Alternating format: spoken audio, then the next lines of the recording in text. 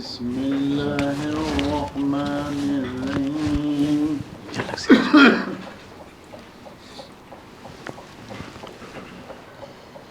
أعوذ بالله من الشيطان الرجيم بسم الله الرحمن الرحيم إن الله اشترى من المؤمنين أنفسهم وأموالهم بأن لهم الجنة يقاتلون في سبيل الله فيقتلون ويقتلون وعدا عليه في التوراة والإنجيل والقرآن ومن أوفى بعهده من الله فاستبشروا ببيعكم الذي بايعتم به وذلك هو الفوز العظيم صدق اللہ العظیم۔ ماشاءاللہ سے یہ جو ہے سورہ توبہ کی ان آیتوں پہ تقریباً 40 سال سے میں نے راشد بھائی کے کئی مرتبہ یہ دروس سن چکا ہوں۔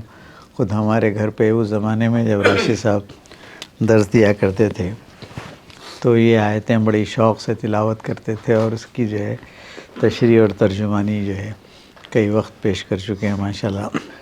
اللہ تعالیٰ آپ کو صحت کے ساتھ رکھے۔ گزشتہ دنوں میں راشد بھائی ICU میں تھے، لنگس کا انفیکشن تھا، ابھی بھی میرا خیال ہے لنگس کا پورے انفیکشن ہے ابھی، لیکن یہ ہے کہ احتیاط اور صحت کے معاملے میں ہم اور آپ جس عمر میں ہیں اس میں احتیاط ضرور کرنا چاہیے، اور خاص طور پر کھانے پینے میں اور اپنی ڈے ٹو ڈے لائف میں 10:30 بجے انشاءاللہ، اس سے پہلے ہی انشاءاللہ 5 منٹ پہلے میں فارغ کر دوں گا۔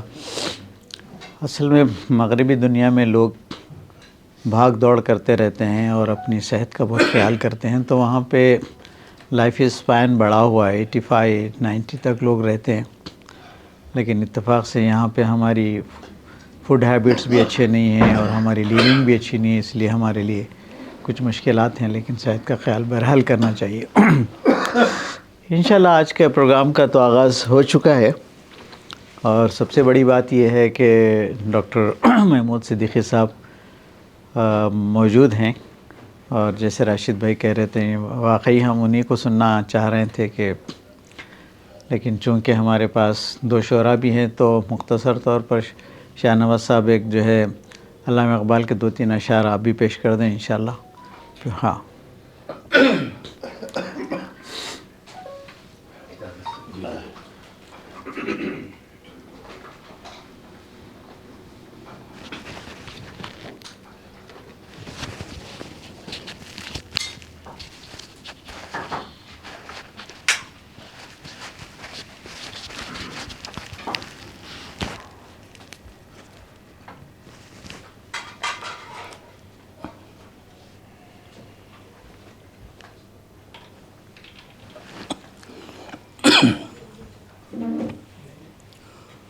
السلام علیکم ورحمۃ اللہ وبرکاتہ۔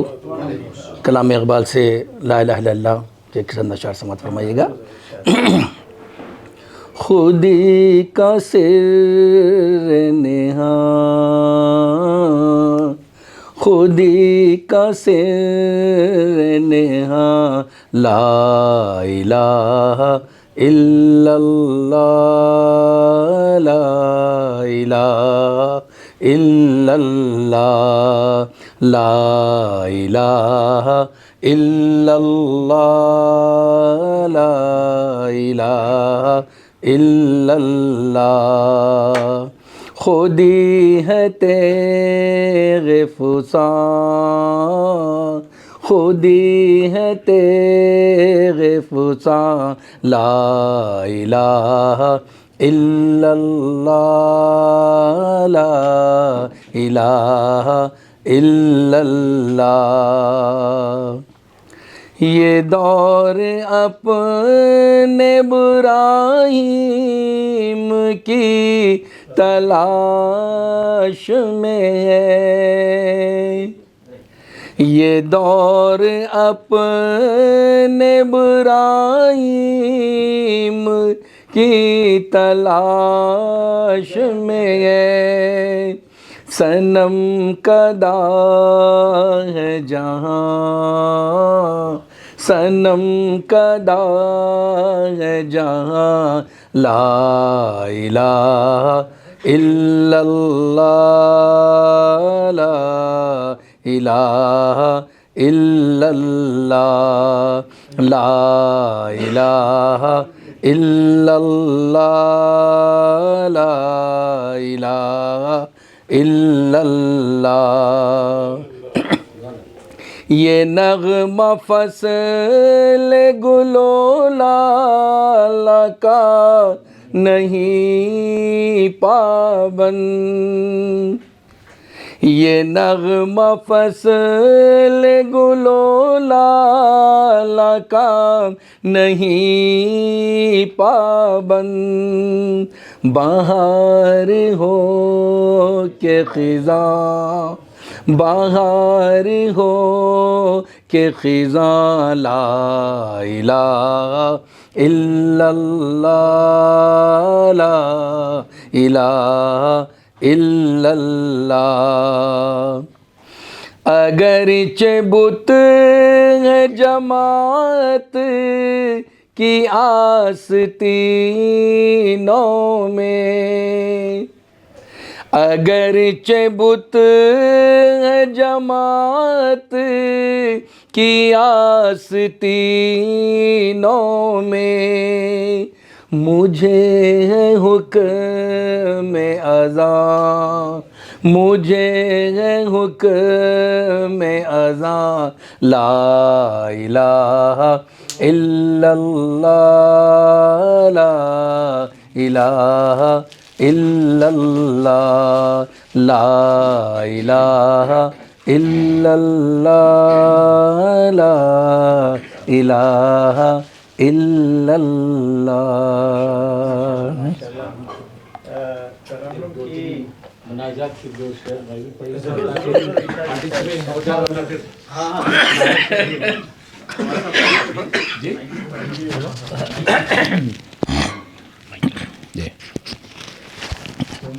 محفل کو ذرا نہیں آنے کا مقصد پورا ہو جائے پھر ورنہ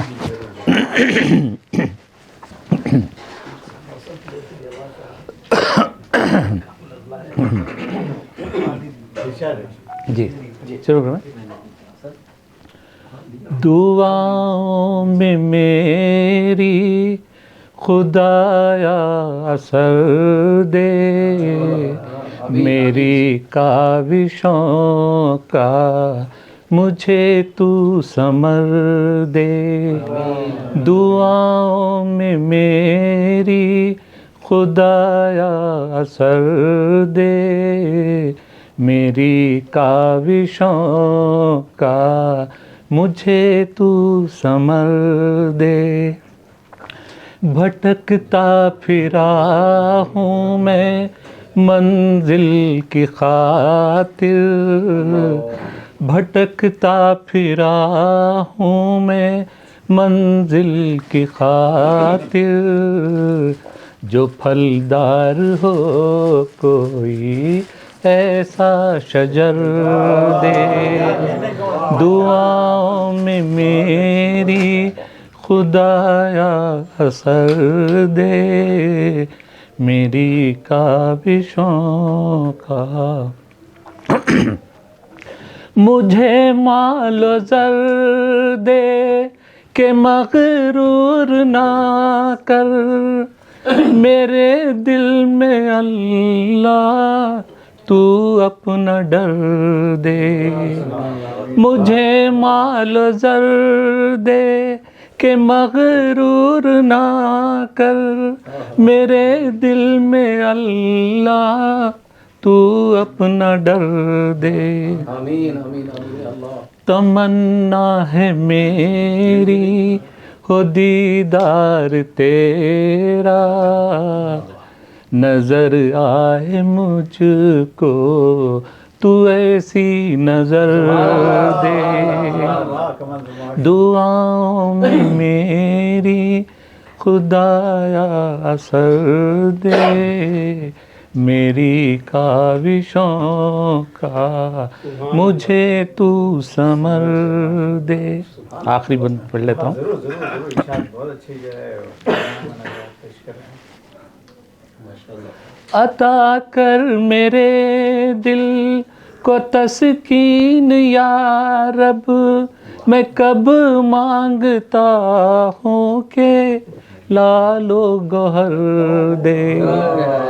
عطا کر میرے دل کو تسکین یا رب، میں کب مانگتا ہوں کہ لال و گوہر دے. میں دنیا کے محلوں کا طالب نہیں ہوں، میں دنیا کے محلوں کا طالب نہیں ہوں. میری یہ دعا ہے کہ جنت میں گھر دے، دعاؤں میں میری خدایا اثر دے، میری کاوشوں کا مجھے تو ثمر دے.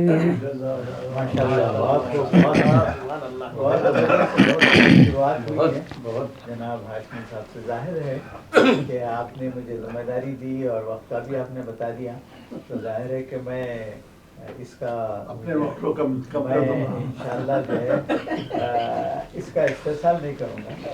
آپ نے جو مجھے وہ کیا انشاءاللہ وقت پہ ہی پروگرام آپ کا، اور آپ کی صحت کے لیے دعا کرتے کہتے جا رہے ہیں. شکیل حیدر صاحب بھی موجود ہیں، بہت اچھا ترنم آپ کا ہے. کسی شاعر کو جو ہے وہ موجود ہو نہ پڑھانا، پھر رات تمام اسے کوفت ہوتی ہے. تو ظاہر ہے کہ میں یہ نہیں چاہتا کسی کی دل آزاری کروں اور وہ ناراض کے یہاں سے جائے.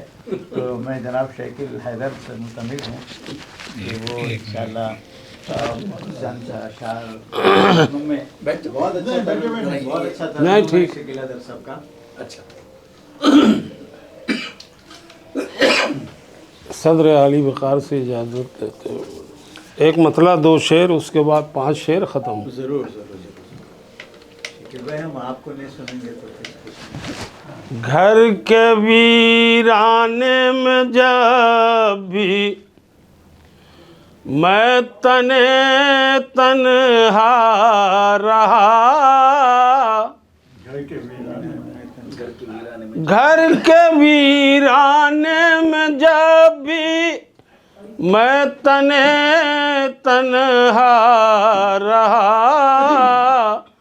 اپنے تن کے پیرہن کی دھجیاں گنتا رہا. اور یہ شعر دیکھیں. ضرور. موسم پرکیف مجھ پر مہربان ایسا رہا، موسم پرکیف مجھ پر مہربان ایسا رہا. بارشیں ہوتی رہیں میرا مکان جلتا رہا، بارشیں ہوتی رہیں میرا مکان جلتا رہا. اور دور حاضر میں ہے یہ کیسا نظام میں قدا، دور حاضر میں ہے یہ کیسا نظام میں قدا. رند تکتے رہ گئے پیر مغاں پیتا رہا، رند تکتے. اور غزل کا مطلب دیکھیں. کوچے یار سے وحشی کو گزر جانے دو، کوچے یار سے وحشی کو گزر جانے دو، مرنا مقصود ہے کم وقت کو مر جانے دو، اور روک پائیں گے نہ آنکھوں میں وہ اپنے آنسو، روک پائیں گے نہ آنکھوں میں وہ اپنے آنسو، ایک ذرا ترک تعلق کی خبر جانے دو۔ اور یہ شعر دیکھیں کہ گیسوے ناز کے سائے میں اگر ممکن ہو، گیسوے ناز کے سائے میں اگر ممکن ہو، دھوپ کا مارا ہوں کچھ دیر ٹھہر جانے دو، دھوپ کو۔ اور یہ شعر بہت پسند کیا گیا کہ میرے کردار پہ الزام لگانے والوں، میرے کردار پہ الزام لگانے والوں، کہنا مجھ کو بھی بہت کچھ ہے مگر جانے دو، میرے کردار پہ الزام لگانے والوں، کہنا مجھ کو بھی بہت کچھ ہے مگر جانے دو، اور رب عالم میری کشتی کا نگہباں ہے شکیل، رب عالم میری کشتی کا نگہباں ہے شکیل، مجھ کو دریا کے تلا تم میں اتر جانے دو۔ شکریہ۔ میں یہ عرض کر رہا تھا کہ انسان کی توجہ کو مرکوز رکھنے کے لیے یہ تحقیق ہوئی کہ 40 سے 45 منٹ تک انسان جو ہے بڑی جو ہے توجہ کے ساتھ سن سکتا ہے، تو چنانچہ میں بھی اسی جو ہے لحاظ سے یہ چاہ رہا تھا کہ آپ کو 40-45 منٹ انشاءاللہ دوں، اس میں ایک مختلف بات جو ہے خوب سے خوب جائے، جیسے مثال کے طور پر ہمارے یہاں پہ مسجد قریب ہے عزیزیہ، اس میں جو خطیب صاحب ہیں ان سے بارہا توجہ دلانے کے بعد بھی وہ جو ہے کافی طویل جو ہے 1 گھنٹے تک خطبہ دیتے ہیں، لوگ بڑی جو ہے سستی کے ساتھ دل جمائی کے ساتھ نہیں بلکہ اس سے سنتے ہیں، تو ظاہر ہے کہ وہ چیزیں جو ہے جو تحقیق سامنے آئی ہے اس کا خیال رکھنا چاہیے۔ اچھا ظاہر ہے کہ تعلیم سے ہاں 50 منٹس کا ایک پیریڈ ہوتا ہے، ہاں بس اسی لیے دیکھ کے رکھا گیا ہے وہ، تو اس کو جو ہے دیکھ کے ہی رکھا گیا ہے کہ 45 منٹ میں اچھا میں جو ہے ڈاکٹر صاحب آج کی محفل کے لیے سوچ رہا تھا کہ کوئی جو ہے پرمغز جو ہے وہ کچھ جو ہے چیزیں آپ کے سامنے لاؤں، لیکن یہ ہوا تھا کہ مصروفیت کے باوجود جو ہے کچھ میں ہلکی سی تیاری کر کے آیا، تو وہ انشاءاللہ وہ آپ کے سامنے پیش کر دیتا ہوں۔ میں اس بات سے شروع کرتا ہوں کہ یہ ذرا دیکھیے انداز کہ من یرید اللہ خیر یفقہہ فی الدین، اللہ رب العزت جب کسی فرد پر یا قوم پر خیر کا معاملہ کرنا چاہتے ہیں تو اس کی عقل و فراست اور دین میں اس کا اضافہ فرما دیتے ہیں۔ اصل میں اپنی بات اس سے شروع کر رہا ہوں کہ 1857 کے اگر حالات کو آپ نظر میں لائیں تو وہ جو نصف صدی گزری ہے وہ بڑا نازک وقت رہا ہے مسلمانوں کے لیے۔ ایسے پرآشوب دور میں اللہ رب العزت نے جو کرم کیا ہے، میں وہ تھوڑا سا آپ کے سامنے رکھنا چاہ رہا تھا۔ آپ دیکھیں کہ وہی زمانے میں یہ 1857 میں 77 میں علامہ اقبال جو ہے کی ولادت ہوتی ہے، لیکن اس سے پہلے دیکھیے اللہ رب العزت نے ایسے پرآشوب دور میں حمید الدین فراہی صاحب کو اللہ تعالیٰ نے پیدا فرمایا. پھر اس کے بعد جو ہے اللہ تعالیٰ نے مولانا ابوالکلام آزاد کو پیدا کیا. پھر اللہ رب العزت نے یہ فضل فرمایا کہ علامہ اقبال جو ہے پیدا ہوئے. پھر آپ اسی صدی میں نصف صدی میں مولانا جو ہے آپ کو ابوالعلا مودودی جو ہے پیدا ہوئے. آپ دیکھتے ہیں کہ حمید اللہ فراہی صاحب نے جو قرآن علوم کو جس انداز سے منتجب کیا اور جو پیغام دیا ہے وہ جو ہے یقیناً جو ہے آج کی نئی نسلوں کو پڑھنا چاہیے. ہم تفاسیر میں اکثر و بیشتر اس بات کا تذکرہ کرتے ہیں کہ کم سے کم 5 تفاسیر کا مطالعہ کیا جائے، جس میں جو ہے مولانا جو ہے تدبر قرآن جو ہے مولانا فراہی صاحب کی بھی ہو، معرف القرآن بھی ہو، مولانا جو تشمیم القرآن بھی ہو، اور پھر فی ظلال قرآن قطب شہید کی بھی ہو. لیکن ظاہر ہے کہ جو لوگ قرآن مجید کے مطالعے سے دور ہیں تو اس کی چاشنی سے یقیناً محروم ہوں گے. مولانا ابوالکلام آزاد کا کارنامہ یہ ہے کہ یہ بھی جو ہے دور اس 20ویں صدی کے جو ہے بہت ہی بڑے مجدد ہیں، اور ان کے کارناموں پہ اگر نظر ڈالے تو شاید ہمارے جو ہے ایک رات پوری بھی کافی نہ ہو. لیکن ان کی زندگی اور ان کا معاملہ یہ ہے کہ یہ بھی ترجمان القرآن نکالتے رہے، اور قرآن مجید کے تصور حریت اور آزادی کو جس طرح انہوں نے پیش کیا یہ انہی کا جو شاخسانہ ہے.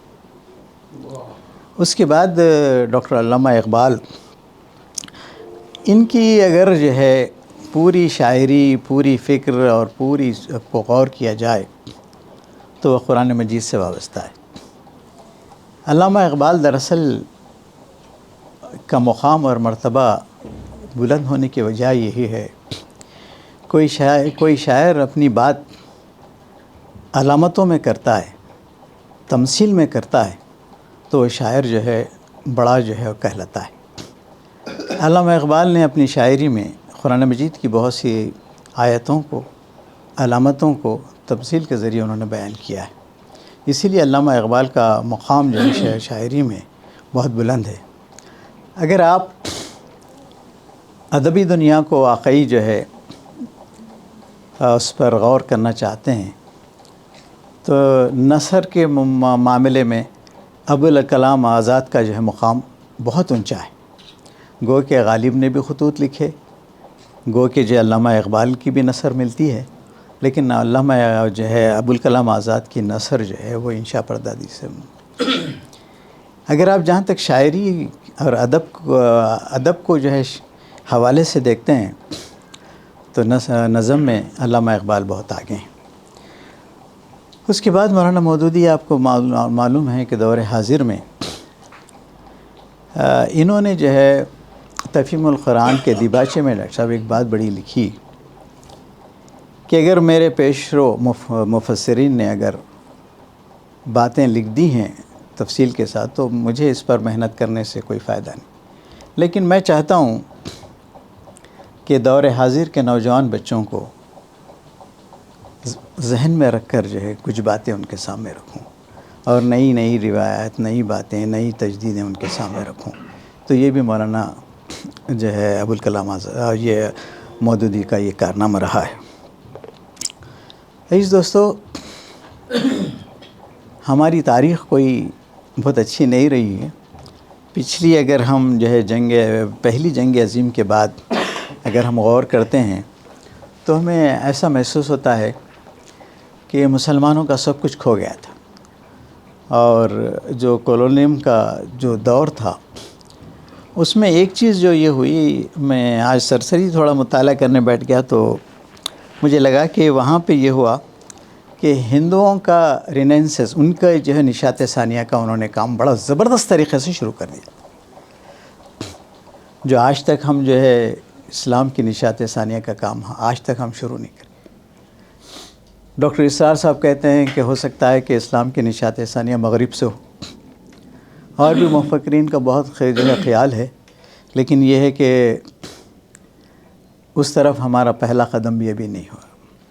بہرحال میں یہ چیز کہنا چاہتا ہوں کہ 1857 کے ہماری جو ہے غدر اور ناکامی کے بعد اس کے 20 سال کے بعد ہی جو ہے سر سید احمد خان پیدا ہوئے، اور اس کے جو ہے 20 سال بعد جو ہے حالی پیدا ہوئے، اور اس کے بعد شبلی نعمانی پیدا ہوئے، اور اس کے بعد علامہ اقبال 1877 میں پیدا ہوئے۔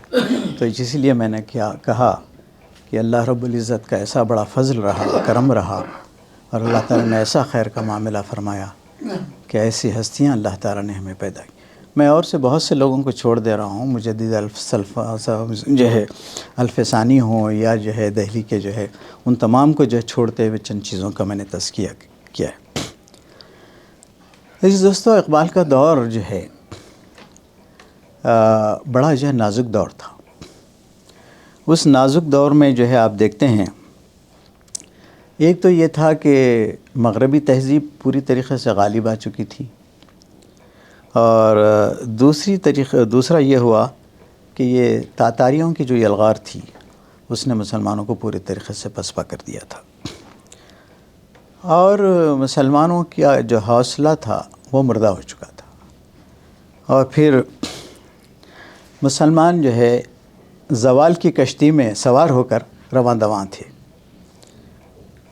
اتنی جو ہے نازک حالات میں، کٹھن حالات میں یہ شخص جو ہے سوئی ہوئی قوم کو بیدار کرنا، ان کے اندر حوصلہ جگانا، پھر خودی کی بات کرنا، اور پھر انسان کے اندر جو ہے سوئی ہوئی جو ہے قوتوں کو جگانا، یہ کوئی معمولی بات نہیں تھی۔ یہ بہت بڑا عظیم کارنامہ تھا جو اللہ رب العزت نے علامہ اقبال سے لیا ہے۔ ایسی دوستو بات یہ ہے، انہوں نے علاج بھی تجویز کیا، مرض کی تشخیص بھی کی، اور علاج بھی انہوں نے بتایا۔ عزیزو، ایک معذرت کے ساتھ ایک جملہ ڈاکٹر صاحب کہہ رہا ہوں کہ ہماری نوجوان نسل یہ جو مسلسل نصف صدی کی ہے،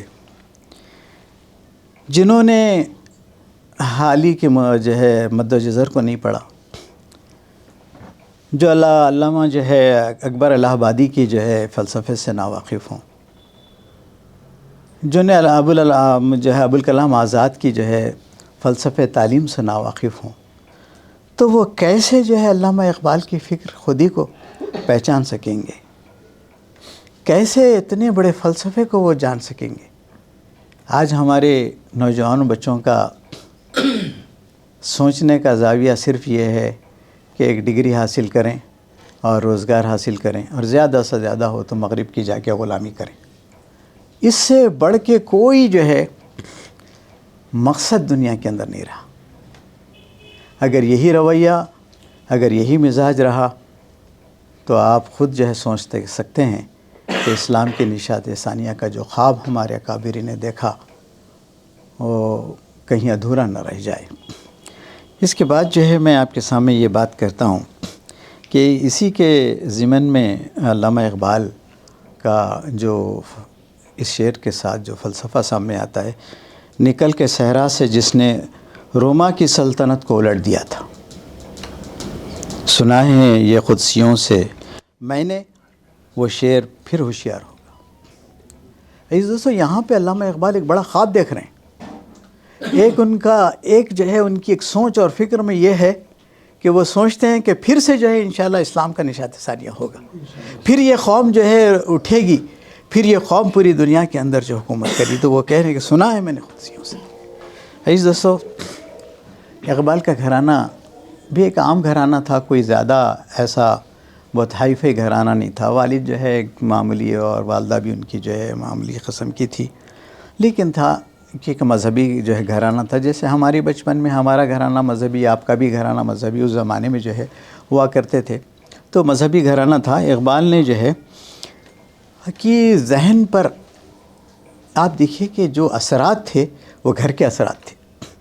والد محترم جو ان کو تلاوت قرآن مجید کا جو مشہور واقعہ ہے، اس کے اثرات تھے زندگی بھر۔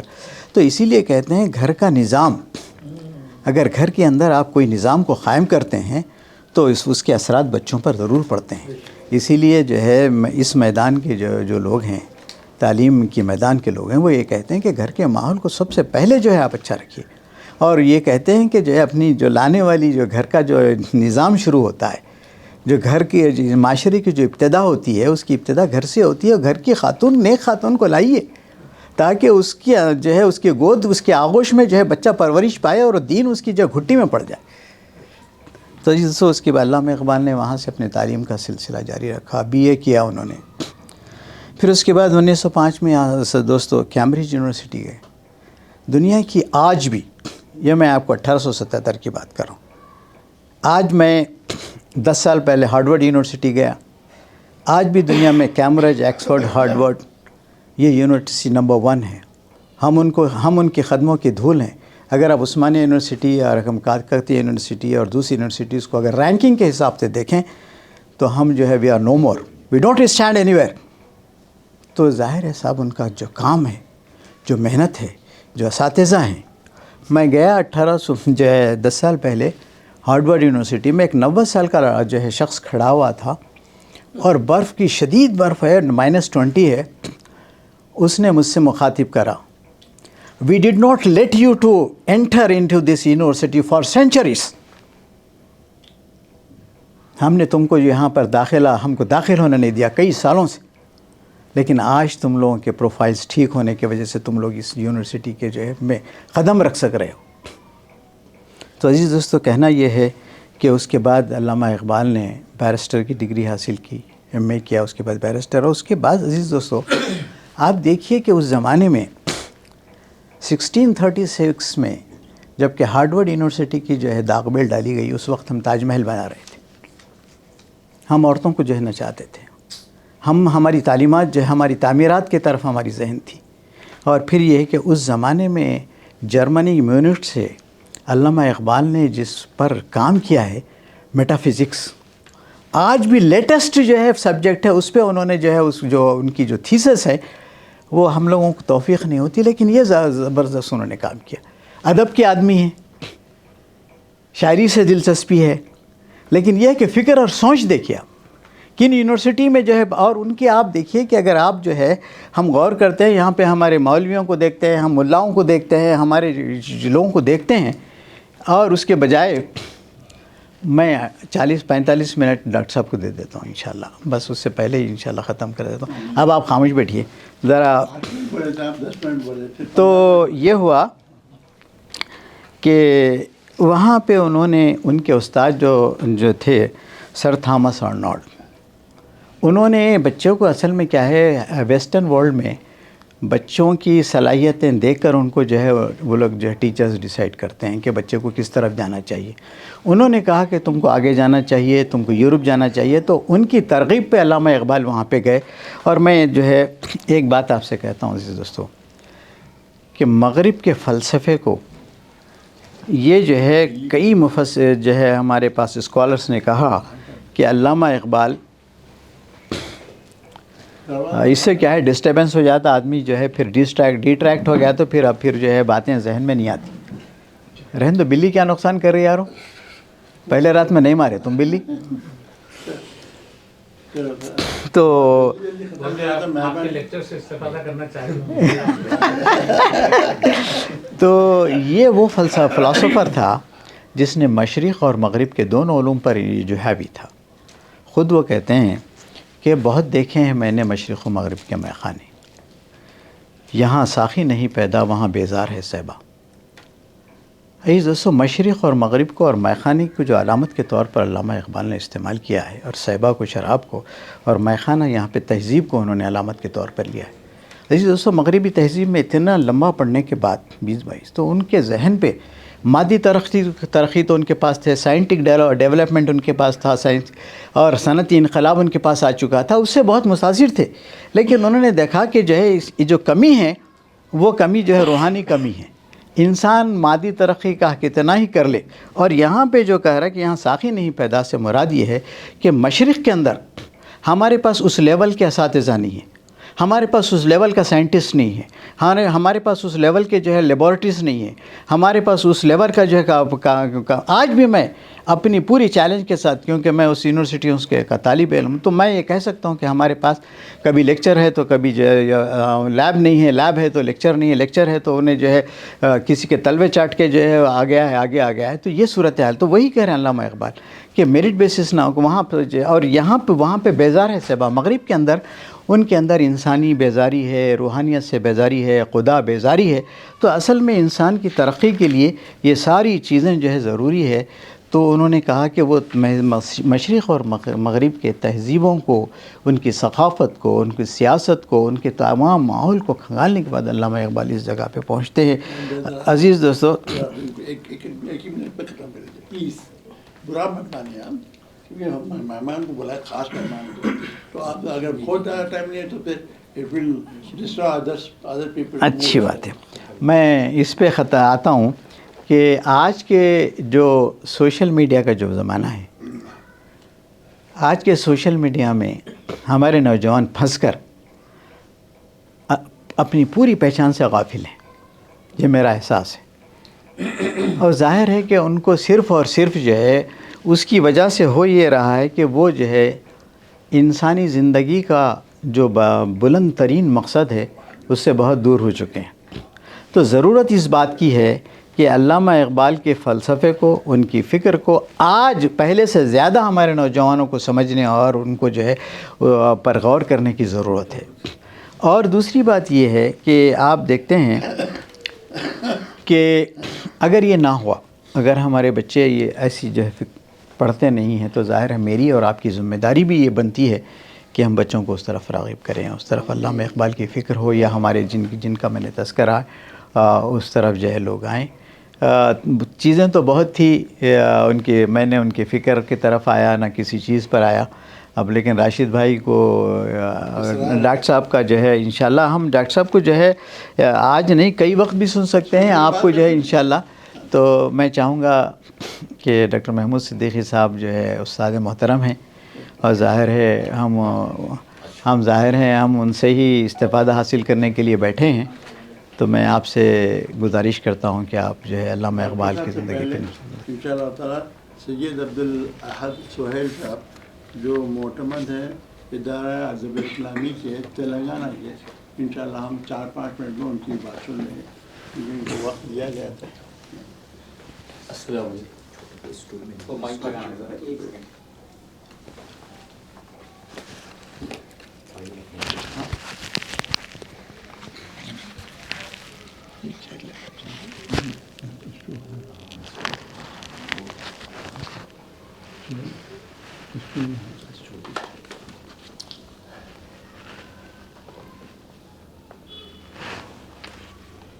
محترم ڈاکٹر محمود صدیقی صاحب کی صدارت میں آج چند باتیں کہنے کی میں کوشش کروں گا. اصل میں علامہ اقبال کو ہم شاعر کی حیثیت سے جانتے ہیں، لیکن ان کے جو خطبے ہیں وہ بہت ماولس ہیں. مطلب ہم اس کا تصور بھی نہیں کر سکتے. یعنی علم جتنا زیادہ آدمی کا ہوتا ہے، چھوٹے چھوٹے جملوں میں ایک علم کا سمندر پنہا ہوتا ہے. تو میں خود مصطفیٰ آوان کی کتاب مستقل دیکھ رہا تھا، خطبوں کے اوپر ریسرچ جو ہے ان کا. تو ایک ایک چیز کو سمجھنے کے لیے وقت بہت درکار ہے. تو میرا آج کا موضوع علامہ اقبال کے پہلے خطبے، علم اور مذہبی تجربہ، نالج اینڈ ریلیجیس ایکسپیرینس، اس کے اوپر تجزیہ ہے. خطبے کا تعارف. علامہ اقبال کے مشہور سلسلہ خطبات the reconstruction of religious thought in Islam, اسلامی تصور فکر دینی کی تشکیل جدید کا پہلا حصہ ہے. اس میں علامہ اقبال رحمۃ اللہ علیہ نے بنیادی سوال اٹھایا ہے کہ کیا مذہبی تجربہ، ریلیجیس ایکسپیرینس بھی ایک قسم کا علم ہے؟ اگر ہے تو اس کی قدر و حقیقت کیا ہے؟ اور اس کا مرکزی خیال اقبال اس خطبے میں ثابت کرنا چاہتے ہیں کہ دین صرف جذبات یا عقائد کا مجموعہ نہیں بلکہ ایک زندہ تجربہ ہے جو انسانی شعور کو حقیقت مطلق، الٹیمیٹ ریالٹی یعنی خدا سے، رب حقیقی سے جوڑتا ہے. اور یہ تجربہ بھی علم کی ایک جائز شکل ہے، جیسے سائنسی یا فلسفیانہ علم. یعنی علامہ اقبال رحمۃ اللہ علیہ اس دور میں جو غلامی کے دور میں ایک ایسے زبردست مدلل انداز میں فلاسفیکل پورے ورلڈ کے فلاسفیز پڑھے ہوئے ایک ایسے انداز میں علمی بنیادوں کے اوپر دلائل کے ساتھ اور انٹلیکچوئل فرنٹ. آج بھی ہم دعوتی کام کرتے ہیں تو میں آج بھی ان کے جو تجربات ہیں ان کی کتابوں سے آج بھی اس سے استفادہ کرتا ہوں, اور جو یہاں پر ہمارے برادران وطن ہیں تھائیس لوگ ہوتے ہیں ان کے سامنے ہم بات کو رکھنے کی کوشش کرتے ہیں ان سے سیکھ کے. تو ان کی اہم نکات کا تجزیہ ہے کہ علم کی اقسام آپ فرماتے ہیں کہ 3 خانوں میں, ایک حصے علم جو تجربات مشاہدات سے حاصل, دوسرا عقلی علم جو منطق اور عقل سے پیدا, اور تیسرا روحانی یا مذہبی علم جو دل, وجدان یا روح کے تجربے سے حاصل ہوتا ہے. اقبال کے نزدیک تیسری قسم مذہبی تجربہ سب سے گہرا ہے کیونکہ براہ راست حقیقت سے رابطہ ہے, اور دوسرا مذہبی تجربہ ریلیجیس ایکسپیرینس کی نوعیت. اقبال کہتے ہیں مذہبی تجربہ کوئی خیالی یا وہمی چیز نہیں بلکہ ایک نفسیاتی و روحانی حقیقت ہے, ریالٹی آف لائف. جس طرح سائنسی تجربہ حقیقت کی مادی شکل کو سمجھتا ہے, اسی طرح مذہبی تجربہ حقیقت مطلق یعنی خدا رب حقیقی کی روحانی شکل کو سمجھتا ہے. 3 وجدان اور عقل کا تعلق. اقبال عقل کو رد نہیں کرتے بلکہ کہتے ہیں کہ عقل اور وجدان دونوں علم کے ذرائع ہیں, لیکن وجدان عقل سے زیادہ گہرا ہے. یعنی انسانی دماغ کا جو علم ہے جو اس کا آخری انتہا ہے, وہاں سے رب کائنات کے پوشیدہ راز غیب السماوات جس کو آتا ہے کہ وہ چیزیں کھلتے ہیں, بلکہ اس کو واضح کرتے ہیں کہ وجدان عقل سے زیادہ گہرا ہے.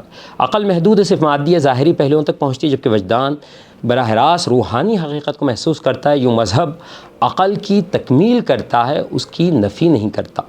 چوتھی چیز قرآن اور تجربہ. اقبال نے قرآن مجید کو بطور کتاب تجربہ پیش کیا.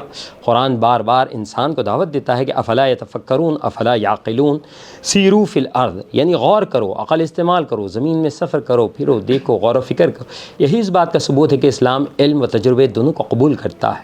5ویں جو مذہب اور سائنس کا رشتہ. اقبال کے نزدیک مذہب اور سائنس میں تصادم نہیں بلکہ دونوں ایک ہی حقیقت کو مختلف زاویوں سے دیکھتے ہیں. سائنس حقیقت کے ظاہری پہلو کو دیکھتی ہے, مذہب حقیقت کے باطنی پہلو کو سمجھتا ہے.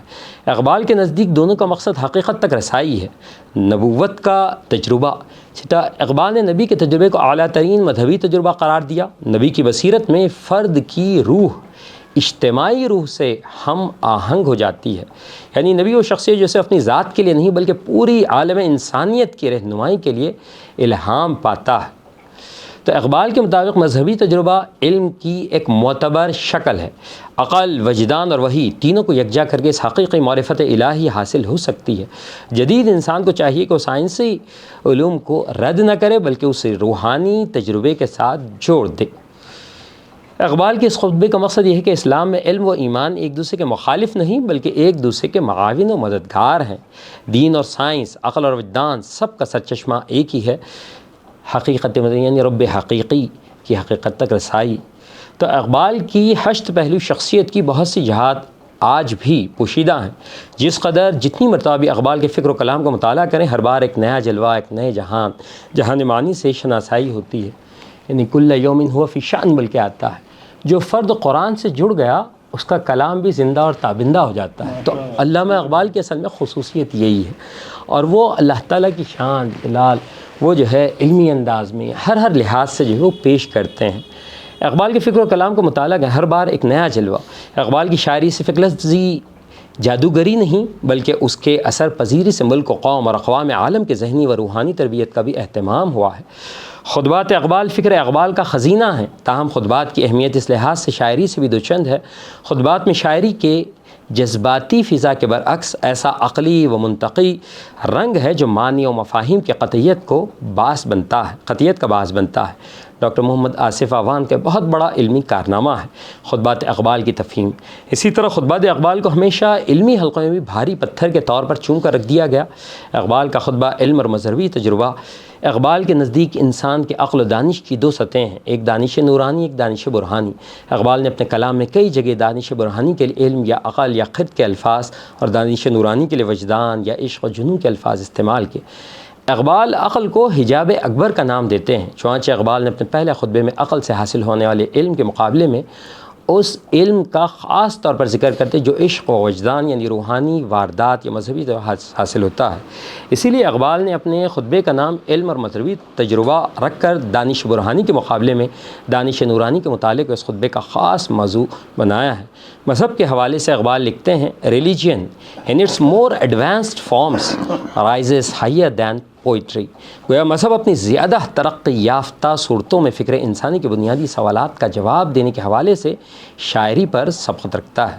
مذہب کی ترقی یافتہ صورتیں دراصل علم اور تجربے کے بڑھنے سے ہویدہ ہوتی ہیں۔ جس قدر انسانی علم و تجربے میں اضافہ ہوتا چلا جائے گا، زمانے میں اس قدر انسان پر مذہب کے باطنی حقائق منکشف ہوتے چلے جاتے ہیں، اور یوں مذہب فکر انسانی پر زیادہ ترقی یافتہ صورت میں مور ایڈوانس فارم میں نمودار ہوتا ہے۔ علامہ اقبال کے شعر پہ اپنی بات ختم کرتا ہوں۔ دیکھنے والے یہاں بھی دیکھ لیتے ہیں تجھے، پھر یہ وعدہ حشر کا صبر آزما کیوں کر ہوا۔ تو علامہ اقبال رحمۃ اللہ علیہ اور سید ابو الاعلیٰ مودودی رحمۃ اللہ علیہ اور سید قطب شہید، ہم ان کو قرآن کا آج کی دنیا میں سائنٹیفک مینر میں لوگوں کے سامنے رکھنے کے ساخیل سمجھ سکتے ہیں، اور وہ ان کا بہت بڑا آج کے زمانے کے لوگوں پر احسان عظیم ہے۔ اللہ تعالیٰ ان کے درجات بلند فرمائے اور ان کی باتوں کی گہرائیوں تک پہنچنے کی توفیق عطا فرمائے۔ ہاں جی، 10:30 بجے بتا اگر مجھے صرف 10:30 سیکنڈ کا وقت دے۔ ہاں جی، بالکل جزاک اللہ، جزاک اللہ۔ میں ایک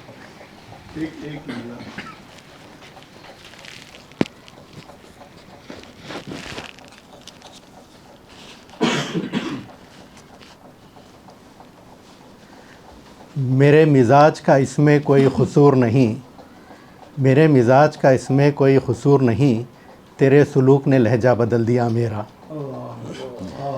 اس شعر کی گہرائی پہ غور کریں آپ۔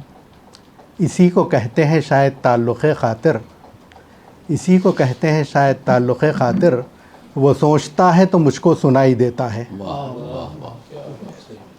جزاک اللہ۔ اب انشاءاللہ ہم محمود دیر صاحب اس میں اپنے موبائل وغیرہ کو سائلنٹ کر دیں گے، بار بار ایسے موقع نہیں ملتے۔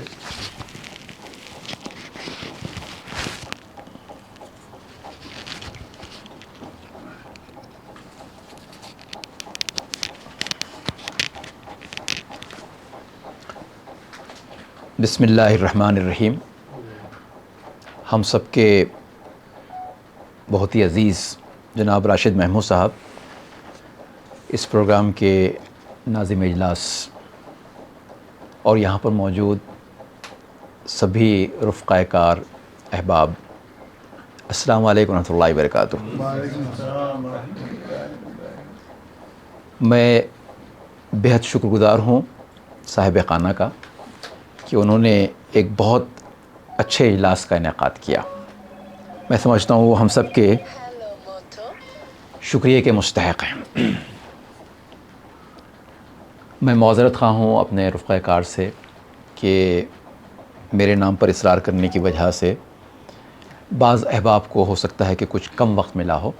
میں اس کے لیے تہ دل سے معذرت خواہ ہوں اور یقین دلاتا ہوں کہ انشاءاللہ تعالی ہم ایسا کوئی ماحول بنائیں گے کہ سب کو بھرپور سننے کا موقع ہم کو ملے۔ میری آج کی گفتگو کا جو موضوع ہے وہ اقبال کا فلسفہ تعلیم ہے۔ دراصل یوم اقبال کے موقع سے اقبال اکیڈمی گلشن قلیل میں منعقدہ پروگرام میں نے اسی عنوان کے تحت اپنی گفتگو پیش کی تھی، اور وہیں پر آپ نے مجھ سے وعدہ لیا تھا کہ چند احباب کے سامنے مجھے دوبارہ اس کو پیش کرنا ہوگا۔ تو میں اسی گفتگو کو یہاں پر نکات کی شکل میں میرے پاس موجود ہے، میں آپ کے سامنے پیش کر رہا ہوں۔ اقبال کا فلسفہ تعلیم کو لے کر ان کا نظریہ کیا تھا، کن اقدار کی وہ تائید کرتے تھے، اور آج کے دور میں ان اقدار کی، ان ویلیوز کی کیا معنویت ہے، کیا ریلیونس ہے، یہی گفتگو کا موضوع ہے۔ ہم اور آپ اچھی طریقے سے جانتے ہیں کہ علامہ اقبال بنیادی طور پر ایک شاعر ہیں، اور شاعر ہونے کی حیثیت سے جب ہم ایک فلسفے کو ان کی شاعری سے اخذ کرنا چاہتے ہیں تو بعض مرتبہ ایسا محسوس ہوتا ہے کہ ان کے خیالات ایک طرف وہ کہتے ہیں کہ فرد قائم ربط ملت سے ہر تنہا کچھ نہیں، موج دریا میں اور بیرون دریا کچھ نہیں، پھر وہی اقبال یہ بھی کہتے ہیں کہ افراد کے ہاتھوں میں ہے اقوام کی تقدیر، ہر فرد ہے ملت کے مقدر کا ستارہ۔ تو کیا یہ دو الگ الگ باتیں نہیں ہیں؟ ایک طرف اجتماعیت پر زور دیا جا رہا ہے، فرد قائم ربط ملت سے اور تنہا کچھ نہیں، موج دریا میں اور بیرون دریا کچھ نہیں، اور دوسری طرف کہا جا رہا ہے کہ ہر فرد ہے ملت کے مقدر کا ستارہ۔ تو ایک طرف ایجوکیشن کے پوائنٹ آف ویو سے اگر دیکھیں تو سوشل ایم آف ایجوکیشن کی طرف زور دیا جا رہا ہے، اور دوسری طرف اگر دیکھیں تو انڈیویجول ایم آف ایجوکیشن پر زور دیا جا رہا ہے۔ تو کہیں ایسا تو نہیں ہے کہ گفتگو میں کچھ تضاد سا محسوس ہو رہا ہو؟ بعض ناقدین نے یہ نقطہ بھی اٹھایا ہے، لیکن ابتدائی طور پر میں آپ کے سامنے بات عرض کرنا چاہتا ہوں کہ اگر ان کے فلسفہ تعلیم پر غور کریں تو ایک بات واضح کر دوں پہلے کہ بعض لوگوں نے ان کے نام کے ساتھ ماہر تعلیم اور ایجوکیشنسٹ کا لفظ بھی لگانے کی کوشش کی، لیکن ان کے فلسفے میں تعلیم پر خیالات کا اظہار تو ضرور ملتا ہے۔ اس لحاظ سے آپ مفکر تعلیم ضرور بول سکتے ہیں، لیکن ماہر تعلیم نہیں، ایجوکیشنسٹ نہیں۔ ایجوکیشنسٹ تو وہ ہوتا ہے جو کسی بھی فلسفی کے خیالات کی روشنی میں ایک منظم ایجوکیشن پالیسی پیش کرتا ہے کہ تعلیم کے مقاصد کیا ہونے چاہیے، تعلیم کا نصاب کیا ہونا چاہیے، طریقہ تدریس کون سے ہونے چاہیے، اور کس طریقے سے ہم نصابی سرگرمیاں اور نصابی سرگرمیوں کی ایک آمیزش ہونی چاہیے۔ وہ پوری ایک پالیسی، جامع پالیسی جو پیش کرنے والا ہوتا ہے وہ ایجوکیشنسٹ ہوتا ہے۔ تو ایجوکیشنسٹ کا جو مقام ہے ایسا نہیں کہ بہت بڑا ہے اور علامہ اقبال کے نام کے ساتھ وہ اگر لگ جائے تو علامہ اقبال کا مقام اور مرتبہ بڑھ جائے گا، ایسی بات نہیں ہے۔ مفکر تعلیم ہم ان کو ضرور کہہ سکتے ہیں، اور یہ بات بھی ذہن میں رہے کہ اگرچہ کہ تعلیم پر علیحدہ سے کوئی گفتگو انہوں نے نہیں کی، اپنی شاعری میں جو اشعار ہیں تو وہ تو اپنی جگہ پر ہیں، لیکن ہاں ایک بات ضرور ہے کہ افغانستان ان کو مدعو کیا گیا تھا، اور سراس مسعود صاحب اور علامہ سید سلیمان ندوی صاحب کے ساتھ انہوں نے وہ افغانستان کا سفر کیا تھا، اور اس کا مقصد بطور خاص یہ تھا کہ حکومت افغانستان چاہتی تھی کہ وہاں کے تعلیمی نظام کو منظم کرنے کے لیے ان دانشوروں سے اور ان قائدین سے استفادہ کیا جائے۔ تو وہاں جا کر انہوں نے مشورے ضرور دیے، اور وہ مشورے بھی جو ہے اس قابل ہیں کہ ہم ان کا مطالعہ کریں۔ تو ان کا جو فلسفہ تعلیم ہے اس کا جو نقطہ آغاز ہے وہ خودی کو کر بلند اتنا کہ ہر تقدیر سے پہلے خدا خود بندے سے پوچھے بتا تیری رضا کیا ہے۔ تو یہاں یہ بات میں آپ کے سامنے رکھنا چاہتا ہوں کہ ایک شاعر کے خیالات سے ایک منظم طور پر فلسفہ تعلیم کو اخذ کرنا کوئی آسان کام نہیں ہے۔ پھر دوسری بات یہ کہ ان کے نزدیک تعلیم کا جو مقصد تھا وہ محض خواندگی نہیں ہے۔ ساری قوم اگر تعلیم یافتہ ہو جائے، لکھنا پڑھنا سب کو آ جائے، لیکن شعور اگر نہ آئے تو وہ علامہ اقبال کے نزدیک وہ کوئی تعلیم یافتہ قوم نہیں ہوگی۔ تو اصل تو ہے شعور کی بیداری، اپنے آپ سے آگاہی، اپنی صلاحیتوں سے آگاہی، اور اپنی صلاحیتوں کا اعتراف کرتے ہوئے ان صلاحیتوں کو بھرپور استفادہ کرنا، یہ جو ہے اصل مقصد ہے۔ تو اگر آپ ان کے مقصد تعلیم پر غور کرنا چاہیں تو ہم یہ کہہ سکتے ہیں کہ اقبال کا نصب العین، تعلیم کا نصب، اقبال کے لحاظ سے تعلیم کا نصب العین فرد میں موجود خودی کا جو جذبہ ہے اس کو بیدار کر دینا۔ اب جیسا کہ کہا گیا ہے کہ تعلیم میں ذہنی ارتقاء بھی شامل ہوتا ہے، جسمانی ارتقاء بھی شامل ہوتا ہے، اور سماجی ارتقاء بھی شامل ہوتا ہے، تمام ارتقاء شامل ہے۔ لیکن آج جس چیز کی نفی کی جا رہی ہے یا جس کو نظر انداز کر دیا جا رہا ہے وہ روحانی ارتقاء ہے۔ اگر ہم علامہ اقبال کے فلسفہ تعلیم پر غور کر کے دیکھیں تو انہوں نے نہ صرف جسمانی ارتقاء پر زور دیا، ذہنی ارتقاء پر زور دیا، اخلاقی اور سماجی ارتقاء پر زور دیا، بلکہ ان سب کے ساتھ ساتھ بلکہ سب سے زیادہ وہ روحانی ارتقاء پر زور دیا، اور آج کا تعلیمی نظام اس کو بہت مس کر رہا ہے۔ اب جہاں تک خودی کا معاملہ ہے تو میں نے جیسا عرض کیا کہ افراد کے ہاتھوں میں ہے اقوام کی تقدیر، ہر فرد ہے ملت کے مقدر کا ستارہ۔ تو فرد ہو یا بچہ، وہ ایک بہت قیمتی اثاثہ ہوتا ہے، کسی ملت کے لیے ایک بہت قیمتی اثاثہ ہوتا ہے۔ یہ ایک عجیب و غریب بات ہے کہ لوگوں نے دیکھا کہ جس ملک کی آبادی بڑھ رہی ہے وہاں مسائل بڑھ رہے ہیں، تو انہوں نے سمجھا کہ آبادی ہی سب سے بڑا مسئلہ ہو گیا ہے، اور پاپولیشن ایکسپلوژن کا ایک لفظ جو ہے کوائن کر لیا گیا، اور آنے والی آبادی کو موجود آبادی ایک خطرے کی نشانی سمجھ رہی کہ اور لوگ آ جائیں گے تو کیا ہوگا، ہمارا کیا ہوگا، ہم کیسی سانس لے سکیں گے اور کیا کر سکیں گے۔ یہ ایک عجیب و غریب قسم کی صورتحال ہے۔ لیکن یہ ہے کہ فرد میں جب عقابی روح پیدا ہوتی ہے تو آپ جانتے ہیں کہ ان کے خیالات اس سلسلے میں کیا ہے۔ اب یہ بات بھی ہے کہ عرفان الہی اور تخلیقیت، اس کو علامہ اقبال نے اپنے ایک طریقے سے دیکھا جائے تعلیمی نظام کا، بلکہ تعلیمی افکار کا ایک لازمی جز سمجھا۔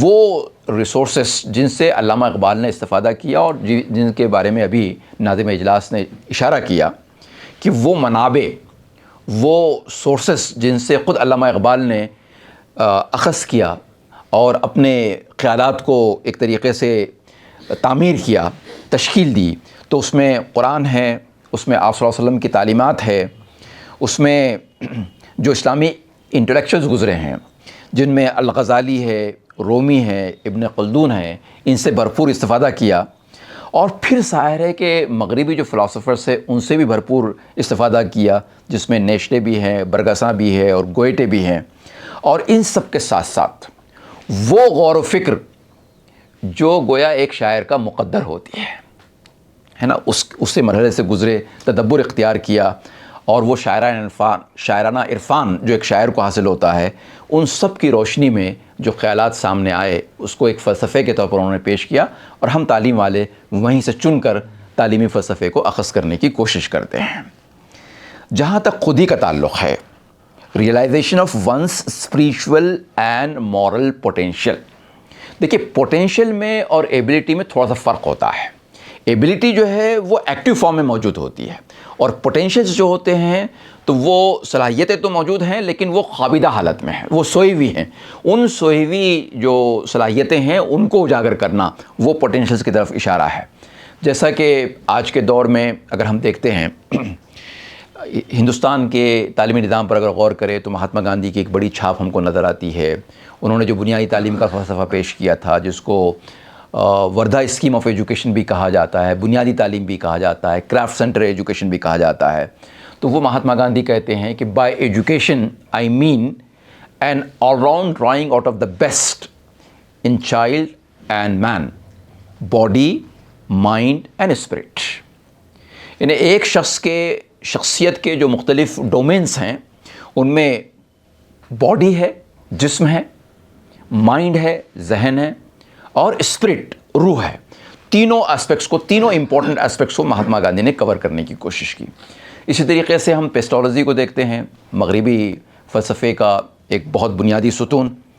وہ کہتا ہے کہ education is natural, harmonious and progressive development of man's innate powers, کہ تعلیم کیا ہے کہ انسان کے اندر جو انیٹ پاورس ہیں، وہ پاورس جو چھپے ہوئے ہیں، انیٹ حالت میں ہیں، تو ان کا نیچرل، فطری انداز میں ڈیولپمنٹ، پھر ہارمونیس، سارے پوٹینشلز کو ایک ساتھ ڈیولپ کرنا، اور پروگریسو، ایسا ڈیولپمنٹ جو مسلسل جاری رہے، جو کبھی ختم نہ ہونے والا ہو۔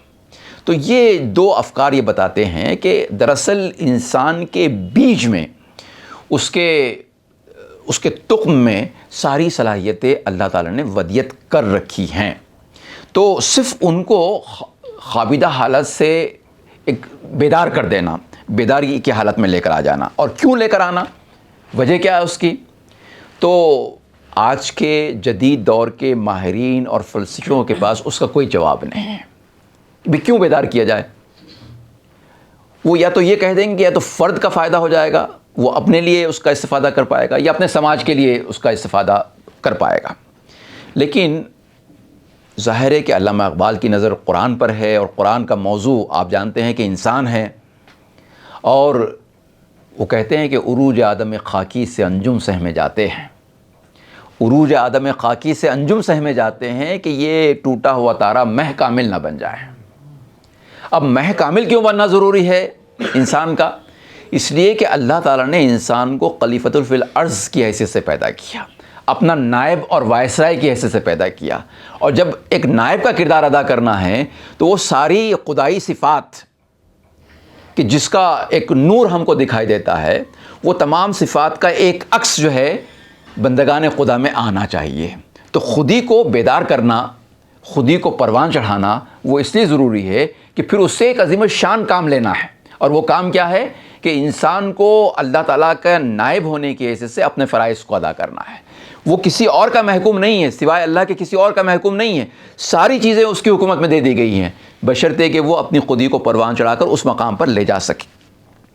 اپنی دنیا آپ پیدا کر اگر زندوں میں ہیں، اپنی دنیا آپ پیدا کر اگر زندوں میں ہیں، سر آدم ہے ضمیر کن فکا ہے زندگی. تو یہ جو زندگی کا معاملہ ہے، جس طریقے سے اللہ تعالیٰ نے کہا تھا کن فیکن، اللہ تعالیٰ نے کہا کہ ہو اور وہ ہو گئی، دنیا جو ہے قائم ہو گئی، دنیا آباد ہو گئی، دنیا کی تشکیل ہو گئی.